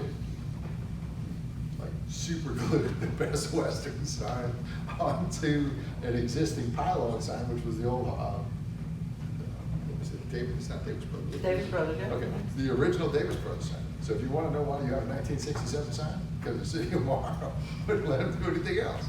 So it was your fault? Yes. Yeah. Fix it, Dan. That's cool. Fix it. I'm gonna blame that one on Joyce. But that was the answer, is what they wanted, we wouldn't give them, even though it looked better. And your sign code matters, because that's not one of those, you can't be arbitrary and capricious. I can't give Cherry something and not give it to you. She's built it, and it says this is the way it is. But it has ramifications occasionally. I'm gonna take those words one day. Those You are like core, those those are core I know, words. I know. Whatever. I've lived that argument when I've seen it in a court document. So, and sign codes matter, right? Because otherwise you open up the door and nobody can close it. And that's why we created a caveat where if you have a national logo that isn't that hand and embossed, that you can do what we call a cloud sign. So that we're not requiring you to have the only store in your brand chain that doesn't have the right logo. I'm just saying, TGIF. Let's do a little more research, everybody get it. But I think that would really help those older corridors. Okay? Okay. Oh, I totally agree, which of course, which is why I'd encourage us to think, if they're not, what are we gonna do if nobody wants to cost share? How are we gonna encourage them differently? Oh, well, I imagine it's gonna happen to people who's. Somebody offered 50% of your salary. Depends on what the other 20% is, and he lives here, so he cares about it differently. But what about the people who own a shopping center who hadn't been in the state of Georgia, much less the city of Morrow? I got a feeling if their sign looks that bad, their property looks bad too. Yeah, well, if they're making money, now, my point is, if they cared, they'd take care of it already. That'd be nice to them, said, you can't have your coffee, you don't do it, we take you before. See, that's what I'm talking about, Councilman. That's a code enforcement incentive. And there's a certain Point out amount. something's not working. Give them some motivation. That's right. The best looking business in the city and the worst looking We business. can help you pay for your own. Yeah. That's crazy. Okay. But I see your point, but it's just kidding. Don't think I was serious. Yeah, we're not. So, yeah. We're having discussions. I mean, we've got some properties that just the city is not in the condition they need to be in. And we're trying to be nice for COVID. We've helped your small businesses. We now have some advertising we're literally giving you for free. We have a whole staff of people to help and facilitate. At some point, you now have to say, we've done what we can, and backfilling a space is real. You're seeing it happen. So I think that shopping center owner has to start doing their job, and part of that is, the tax base has to hold up. At some point, you have to pull the trigger and to say enough. And we know what some of those, we've had those discussions. Par's cars, how they manage, and I can say that publicly, how you manage to have a place that looks that damn bad is beyond. Yeah, but yours is not really about the color. Well, and the fact that there's, the same grass that is growing on Mars is growing right there in front of their parking lot. But what really rubs you is the color. They wanted our attention, they got it. Before, a few months ago, they looked really, really bad, and then we asked them to do something. They painted it fire engine red. Sign, curb, grass, all of it. Yeah. So, but it's. Speaking of over there, there's been a lot of fallen limbs of those old trees around the circle there. Is that city property, to maintain, or is that? Something circle. They- The Virgin Way and actual all loop of that, road yeah. itself is a private road. That's them. And you're right. You can't miss it, but obviously somebody does because nobody drives it. They're a landscaping company. We did met with them all that last week, and she, in fact, said to me today, it's Operation Restoration. I said, I'm happy with that, but we gotta get past the name. So, where I sent them a lot of pictures of the fallen limbs and the trees that were moved and not ground up, and the landscaping only at the corridors that come down, and then there's none anywhere, the weeds in the parking lot. So we just told her it's gonna be a zero tolerance moving forward, and the mall's gotta participate just as much as everybody else. We're going whole hog with that. Well, remember, you also paying a candy fee of $9,000 a month. Yeah, we district, so we need to, At some point. we need to if get on everybody the else same is paying page the with same them. thing, do you really believe they spend $50,000 a month? I don't believe they spend 10. Well, she was like, well, it's very expensive, and I said, well, I just need to know what that means, like, so we asked for a CAM report, like, they're supposed to be giving us annually a CAM report. I say supposed to, it's not written anywhere, but apparently there is such a thing as a CAM report, and we've never gotten it. So, Well, you need to know where you're spending your money, you know where you're not spending it. Security. yeah, security for sure. Oh. But they did hire us back, right? Now, when did that, was it because of the shooting? That they hired us back? Oh, good, because that was our message, it's like, you just don't get to leave the mall this vulnerable. We're all over there on the weekends. Yeah, but that's. It's limited, but they do have to back, which helped this past Saturday. Gotta like that. Progress, I like progress. Oh, no, it's moving. It's moving in the right direction. Let's pick up a couple things. So, We have to be on time for a couple. oh yeah, we won't go too much longer. But tonight, a couple of the items got deferred, so I want to make sure we're not missing something that we can't have them back at the next council meeting. Okay. So, we know that one of the deferrals was related to the tourist center. And part of our discussion was we were gonna take those two additional architectural companies, and one of them was gonna be hired to do the tourist center. And we got the LOI from the Brazilian pastry company. So, any issues with that? And that was for, That was, Robinson. yeah, that's Yeah. what Walter said. Remember, he was just gonna do the restaurant stuff on the inside, and then we got the LOI on pastry. So, Yeah, so, you know, and remember, we talked about this, you talked about this as a council where we had identified 3 companies that looked very well suited for some of our projects, and you had decided that you were gonna exercise your authority by the purchasing policy for the single source. And really with, as it turns out, the BDJ proposal came in at less than $25,000 anyway, which is the threshold at the purchasing policy, so you don't even have to use single source for that one. And so they're designing the kitchen that will accommodate currently the LOIs for the Brazilian bakery, but always remember that the reason we make the investment in the design is so that if that person packs up and leaves, they don't take our plans with them. So we need to have the plans so that any tenant can use them right now. right. So we're good with that, right? But I just want to remind us, because that is something we hear reoccurring comments on, is that now this is the second council meeting that we have discussed this very one was just specific. simply because we're having a couple vacancies and that creates a problem. But ideally, this should have passed tonight. Yes. We talked about it the last time. We said this is what we're gonna do. We got a proposal on a price. We should knock it out.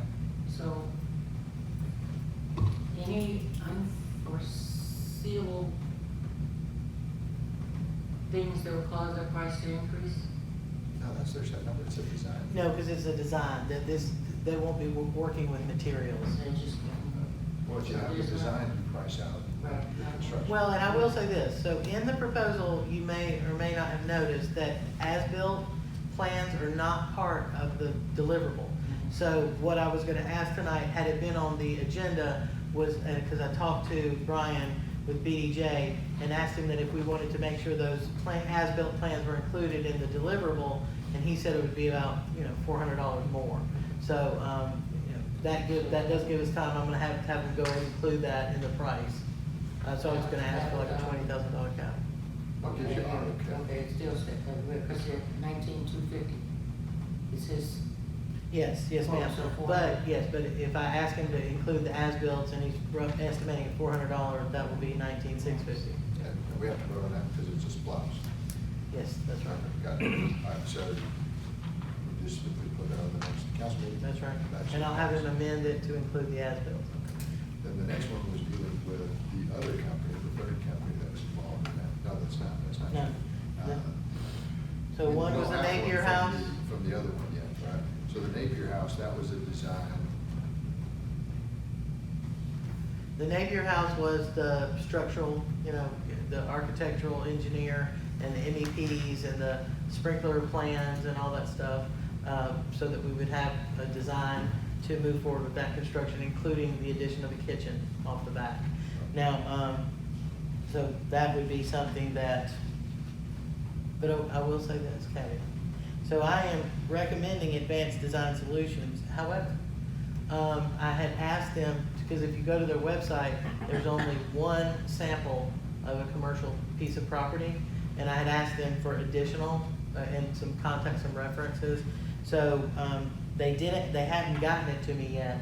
So if they come in time, my recommendation may not change, but if I don't hear back from them on that, it sort of immediately makes me worried that they only have one commercial property showcased on their website. But I'm confident, the guy's been really responsive, so I'll get out additional information. Because I wouldn't want to, I had asked him for that so that when I got here tonight to make the recommendation, I could say, and I've called some of their references. Any idea on this one would be to then take that company and start coordinating Brian, which is the guy for county college. What is that? That big White House, would be related to the guy with the bird. Okay? Okay, so we got a little bit of work to do on that one, but appears doable. Okay.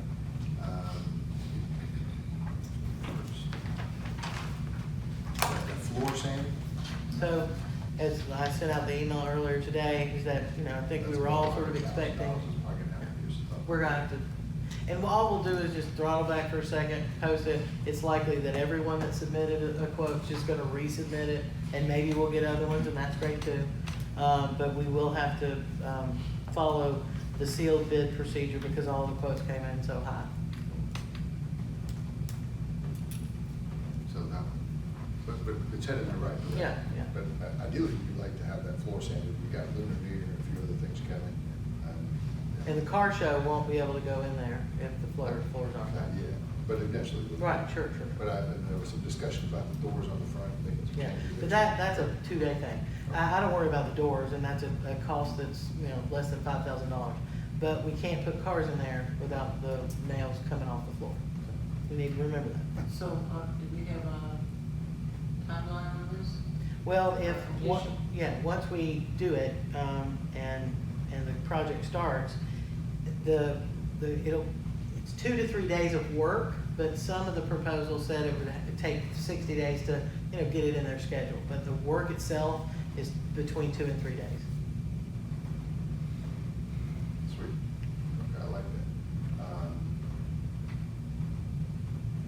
I saw a presentation today on the second White House.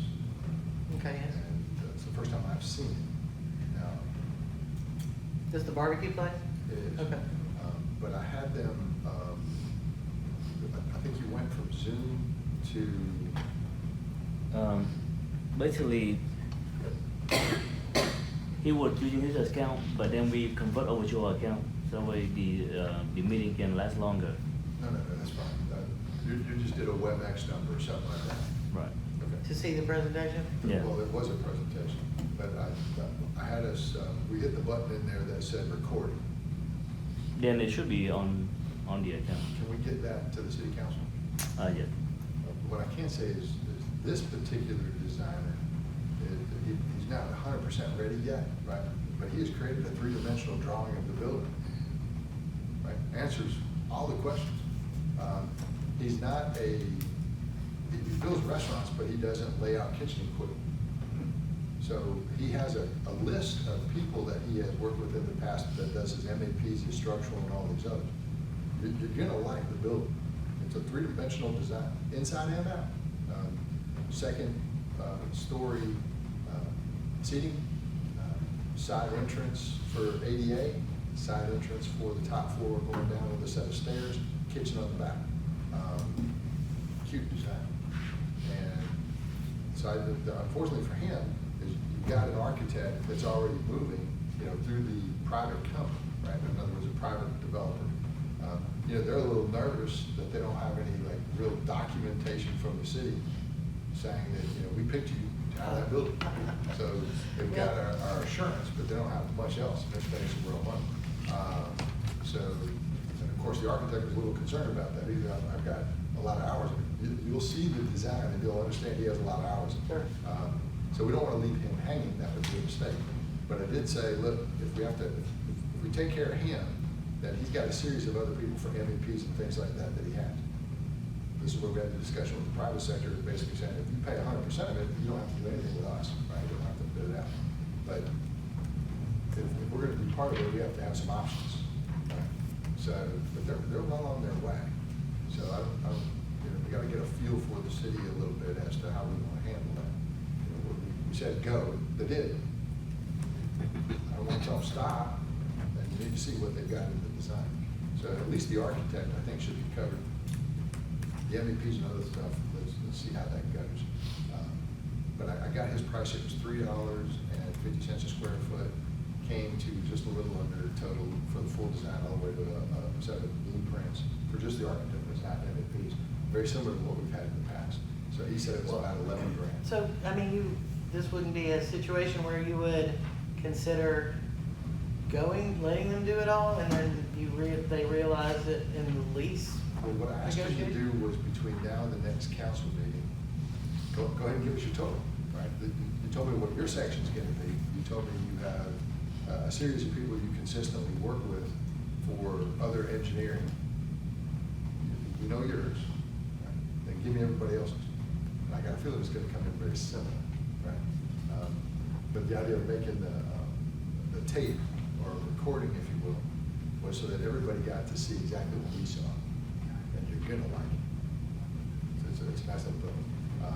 And it doesn't have round corners or anything crazy to it or something like that. Seussical music. Without knowing what kind of work they were going, kind of clean up. You want about that? So the tenant engaged the architect. You have an idea that what kind of work you're going to pay with For the architect himself, what you would look at on that is, we know what his total number is, right? So take it all the way to construction documents at $3.50 a foot, let's assume 11 grand. I recommend that we pay that, right? The other people, I think we have to see what their pricing is. But you're gonna see that they did a good job of it. And in this particular case, because it's not construction, it's well within our abilities to do it. It's the city only getting it the city's way. I have the video, you want me to share? Yeah. Can you put it here on the screen too? How long is it? About 4 minutes. Well, Yeah. the reason is, I only wanted the part that he was showing that made sense on the vision. Right? He also had, it wasn't an AutoCAD, it was another section, but he had, anybody who's seen these designs where you've got sheet after sheet after sheet, in other words, every button you press might just show the windows, the next one might just show the stairs, the next one might, I didn't want to see all that. Show me what you're gonna build. You said it nicely. I'll find out. Oh, will we get to hear you? I got a Can you feeling mute it? Could you mute it? You just might. You certainly should be able to hear the architect, I would imagine.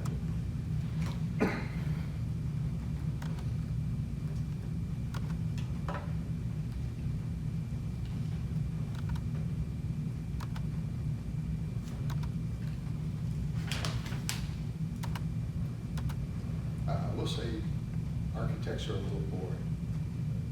That would be fair.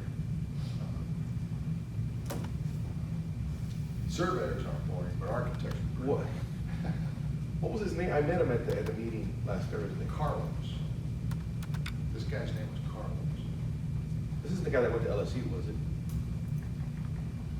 No, this is not the guy that signed the dark space over it. That's correct. Different Okay, different guy. So I meant that architect. I didn't mean this. That architect was the. Is that here we go, guys. Wonderful. That's Carlos. So this is, Okay, this is the. you want me to floor explain the layout footprint of this building. project?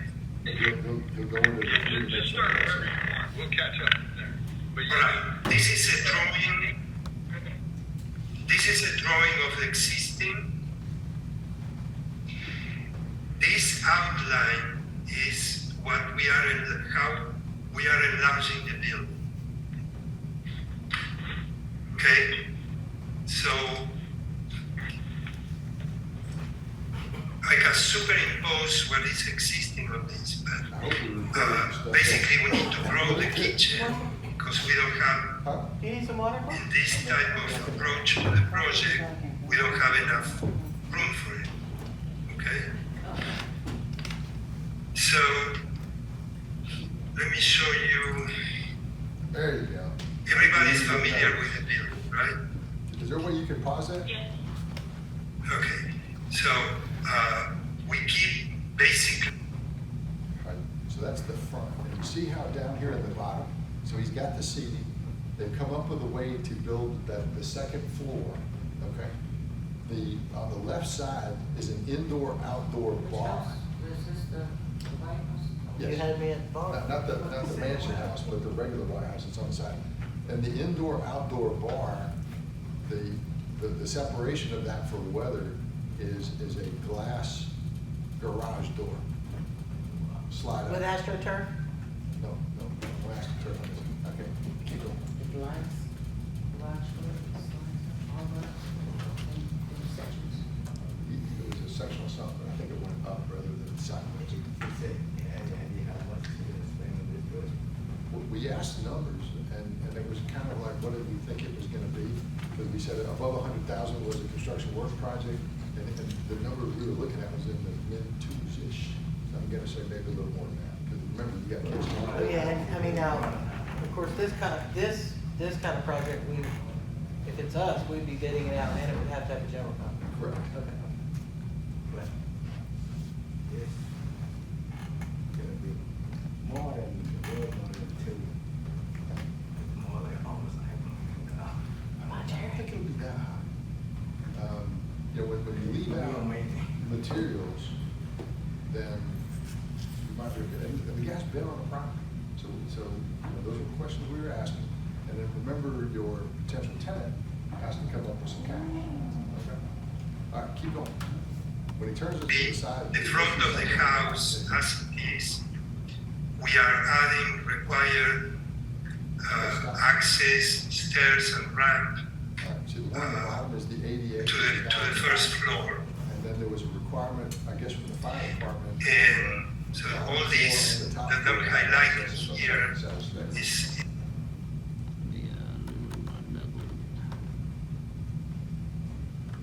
access, stairs and ramp There would be a sprinkler. to the first floor. But it's the egress part that was required. So they're just simply using And the so side. all these And that then I'm the kind highlighting of last here piece is was on the added. back. He also had some additional outdoor seating on the back. This is the access to the kitchen from the back. There's a little slab, That property is facing the. and this works like this. This is a walk-in cooler and freezer. This is a preparation area. And This this is is a Palmetto cook House, the one. line. Subdivision, huh? This is a washing area, You know, and the some backside, more not- features here like a The freezer subdivision, you know, and the beverage. Beverly Pond area. I'm not familiar with it. Right, so this is The a house dining beyond room the- downstairs. These are the bathrooms. And now here's something, this is where we gotta We're get rid of creating this particular. indoor and outdoor bar, Conversation where this flies into. very it. small. You gotta start to say, we gotta be a little bit more cognizant of your time. Can you hear me? We didn't. Okay. What's that? And then on the second floor, Did we ever hear that? We did today. That's the deal, have to come back until we. on the second floor we have is a dining space, one terrace to the front, and a terrace to the back. And here we have some storage and an office for, Let's do it. Okay, then we're gonna set a plan. okay?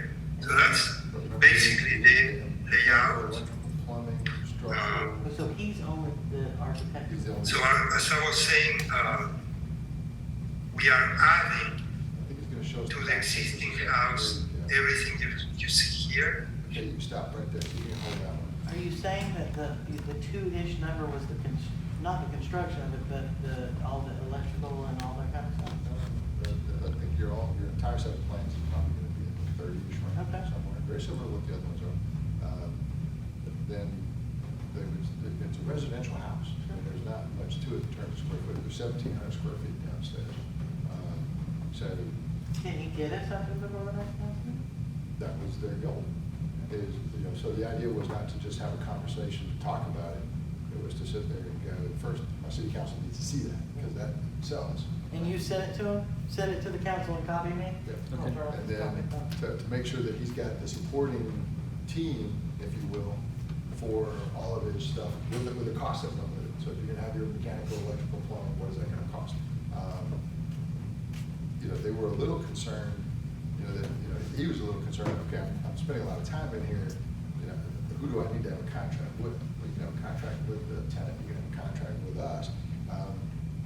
But in this particular case, just like the others, I like to own the set planes, because no matter what, they don't build it, then maybe we should, or at least somebody else shop it to somebody else. But this lady's got connections. It would be a family. I mean, that's a great business. product. Yeah, and this is good. But, I mean, we're paying to get them, Well, we have, this particular person has done all this, isn't guaranteed really a dime at this I point. mean, the plants. Yes.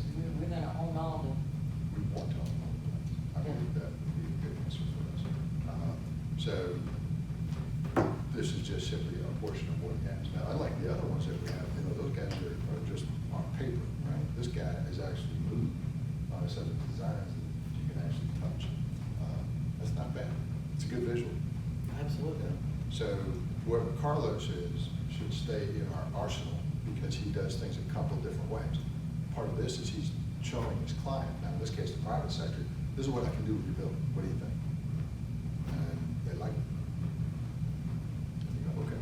Now, other things to remember is unlike some of these other buildings that we already had, say the green building and the red building, where they're mostly finished out before, this building is a shell, right?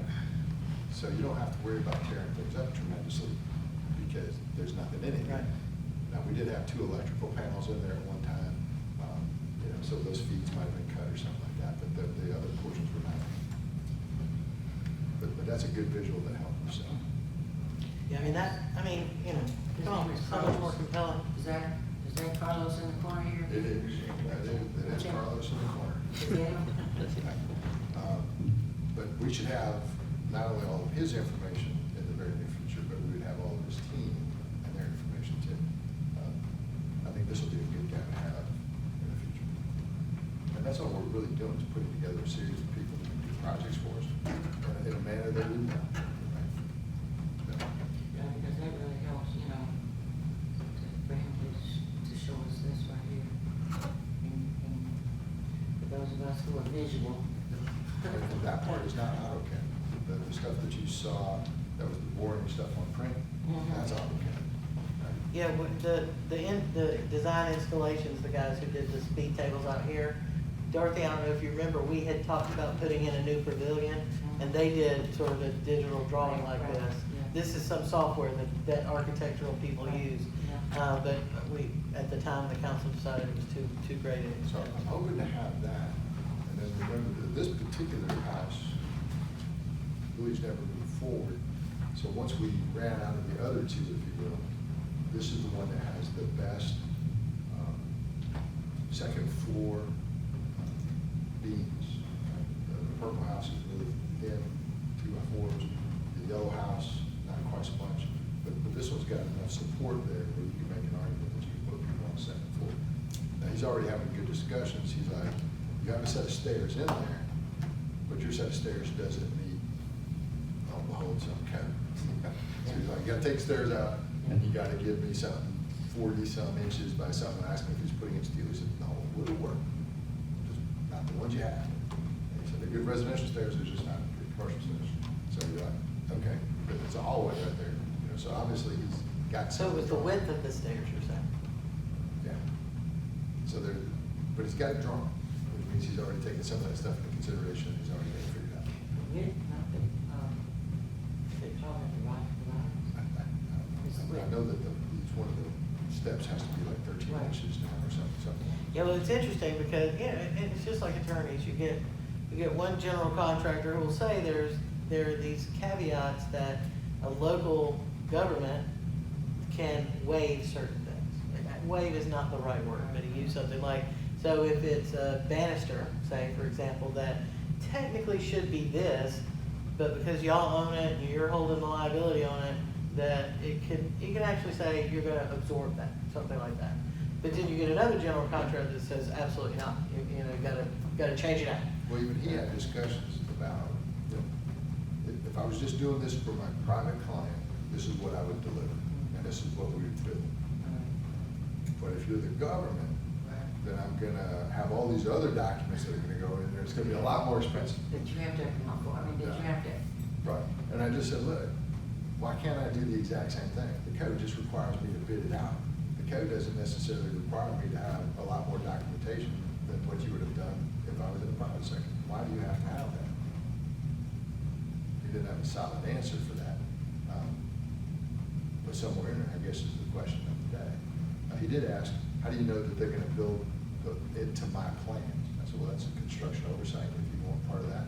Or if you're worried about the code, you know, we have inspectors who come in at the rough inspection, mechanical inspection, otherwise they're supposed to know the code, and they would have to build it that way. Well, plus you're gonna bid it out to the plan specs, and so technically they have to build it to the plan specs, or just like what happened with the pass system, where they didn't follow the specs by using the wrong wood, then they have to fix it, and it doesn't get to cost us any money. It's when they vary from the plan specs that you can't hold them liable for it. Do you remember when we built the parking deck and they forgot to put the rebar in the drawing in the bid? And so they said, well, we can't, that's too great an expense. And GDOT got involved and said that wasn't in your bid and you have to eat the cost. It was like $85,000. Cooper and Company was the one who designed it. I can remember that. So it's when they stray from the design that they can't stray from the design. So that's the question. If his question is how do I know they're gonna build it to my design? If what you're giving me are construction plans, we bid according to the construction plans, and they're not allowed to build away from the design. Just have a good conversation with Carlos. Okay. Because there was some questions that came up in reference to that, and I never did understand. If I'm John in the private sector, you're giving me a set of plans and I build to those plans, why is John in the public sector any different? Same code. It should be different. You made a comment that it cost me more money. I don't understand why it would do that. Oh, well, now, and I think it's just that competitive bid thing. It's actually funny how the competitive bid process actually makes things more expensive, not less. Because it's just like what Mark did not mention, but just like with this, any project, if you say, like the deck, having some conversations about potential construction teams for the deck, they're nervous about the timeline. So our scope says 120 days, and they're like, but if anything happens, you know, like then we're hosed. So and so you say, okay, well you build in some flexibility somehow, but if you don't, you're going to get caught in it either way because they're going to jack their price up higher in the beginning to cover what might happen later on. So the competitive bid process that theoretically gets competitive bids makes people, especially with government work, actually increase their price Because for all the contingencies. If they work with a guy like me, you know, if 120 days, you're not gonna finish in 120 days. So for you, I guess, done the next year, but for the government, Yeah. they know that they're not gonna get away with that. So, Yeah, that's right, and So there's they a have lot to- of it. And they know a government I mean, will that's- call them a that's breach the of contract, so they put, you know, so, I mean, unfortunately, there's no solution to the problem. But I like the design, and I know we don't have it on the work session, but let's see if we can't tee that up. That's just for your information. We have a car charging station, you've got some data, and since January 2020, we've earned about $1,000 on the charging station, right? No, 5,000. Almost 5,000. Almost $5,000 since January 2020. And have the chief get with Quad and talk about those positions right once. Okay, sure. I'm sure he'd love the opportunity. And then I also expect the next meeting will have your HVAC for the red house, and maybe by then, we can get the greenhouse included. Do we have the designs back yet on the red house? No. Do we know what we're looking at? Sure, it has all lines here. I did actually send that to that. Because it makes me nervous to fix the AC, you might be trying to move it. Well, we don't necessarily have to move forward, I just would like to. And then, what else, Mayor?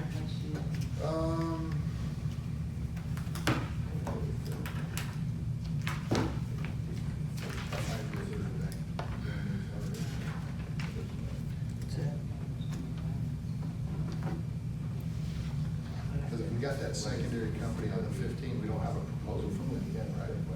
Remember the other company, the bigger company? One for the tourist center, the other guy was making. Oh, yeah, no, because, so I said, I know in my mind's eye, I've seen the exhibit space concept with those small spaces broken out. Well, what it is a sketch that I made after talking to you, that Nee put notes in. But she never did it, because I was like, Nee, where is it? She was like, I've just been so busy, I never got it. I said, well, she thought I'd get it done. I said, well, don't worry now I got like the real slider to it. I said, but I do need you to go ahead and give me the straw. So she never, and so I told Gary Blanchard, and I was like, well, I was right and wrong. I did see it in my mind's eye, but it's a sketch. And so he was like, this is good, this helps me work. So I said, but don't be freaking out that you need to get it to me by Tuesday. And he was like, well, it has to be Tuesday or I'm losing up. I was like, no, just, get us a good product. But I do want to reach back out to Iron Hills. I think we had a really good discussion about that. This isn't going to lay this out. Interesting. So that. Chris likes it. I mean, hey, Chris, hey, my mayor was just trying to get into the community center, but I got Eddie, so he helped me. Okay, thank you. Oh, no worries. No worries. Thanks for calling me back. Bye. That should work.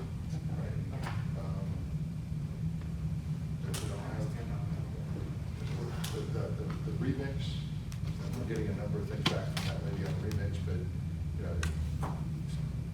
they're supposed to have some. Yeah, but see, what I was gonna say is, this is exactly a perfect example. So you said to the lady X, Y, and Z, and she went out and found her own X, Y, and Z, and this much bigger project, we can't get them, and I've told you from the beginning, I didn't think that was gonna enough, because the remix, like the stuff that we sort of said, okay, meet us in the middle, I get you want us to do this, but we need you to do this too, and then we'll all get there sooner, but it's a total reliance on us, and to do over and above what I think we made clear we weren't gonna do. Well, certainly over and above, and especially as the numbers start to get, you need 30 additional toilets, you need 124 tons of air conditioning. You need everything, but why not? Please have it by me by Tuesday, and you're like, you're not working with me. Yeah. Right? So. Help me help you. If you're not working with me, then, that's why it's on a slow train. And then the mall is working to calculate, you remember how we talked about how much it would be if we opened up? And I think I told you, because she was like, well, what if we don't let you? I was like, yeah, I don't think you could do that. Just tell me how much. What is the occupancy rate in a mall right now, a lot of empty spaces? No. So what if? If you don't count the anchors, they're at 98%. What if, we open it up, as a retail, worst case, and sublease it for a mall or somebody that manages the whole thing, open it up for retail, like talk to the mall, because we're gonna have the. Well, remember when you met with Jack originally, that's what you told me. You were happy to sublease the space, but you were gonna maintain the ownership. Absolutely. And he was just like, no way. Well. But we can do it, but we don't have to partner with the mall. That's right. Well, that's true. You could That's go true. partner with another retail player, come in that bottom lower floor, create like a cul-de-sac, if you will, create Yep. 3 separate, Some wood smaller, and that and 15,000 square foot With the spaces. low And then put a children's play area in the middle of the floor, and that would cost. Well, that's why I said like whichever the case might be, it's like an indoor park, something cool and trendy and urban. Yeah. But of course, when the remix first came, we didn't yet know the breadth of the interest in our goings on, right? So we were just super excited that people were showing up. But I think now we can we can pick and choose a little bit differently because we have so much interest. Well, it was theirs to lose, they didn't. Well, that's lose right. that kind of money. But if that But now property they- closes, the other, Well, then- now the world changed, Yeah. right? And the chairman all but said it will. yeah. Okay. So, you know, it's just, that had so much value to the. It changes the numbers. Okay, and it changes our negotiation position, Yeah, obviously. I'm not saying that we change our mind or whatever, but, you know, you need to be more proactive on Yeah, that. and Well, giving. well, their numbers are about to go sky high, but it's like, you know, we're supposed to deliver gold plated product and you're delivering us spray paint. Yeah. And I'm not sure that that's exactly. And now, what I mean, And I got a feeling she senses and that. I'm telling you to talk to Brian, I don't know how much you've had an opportunity to talk to Brian, but, you know, if he's as hot for Morrow,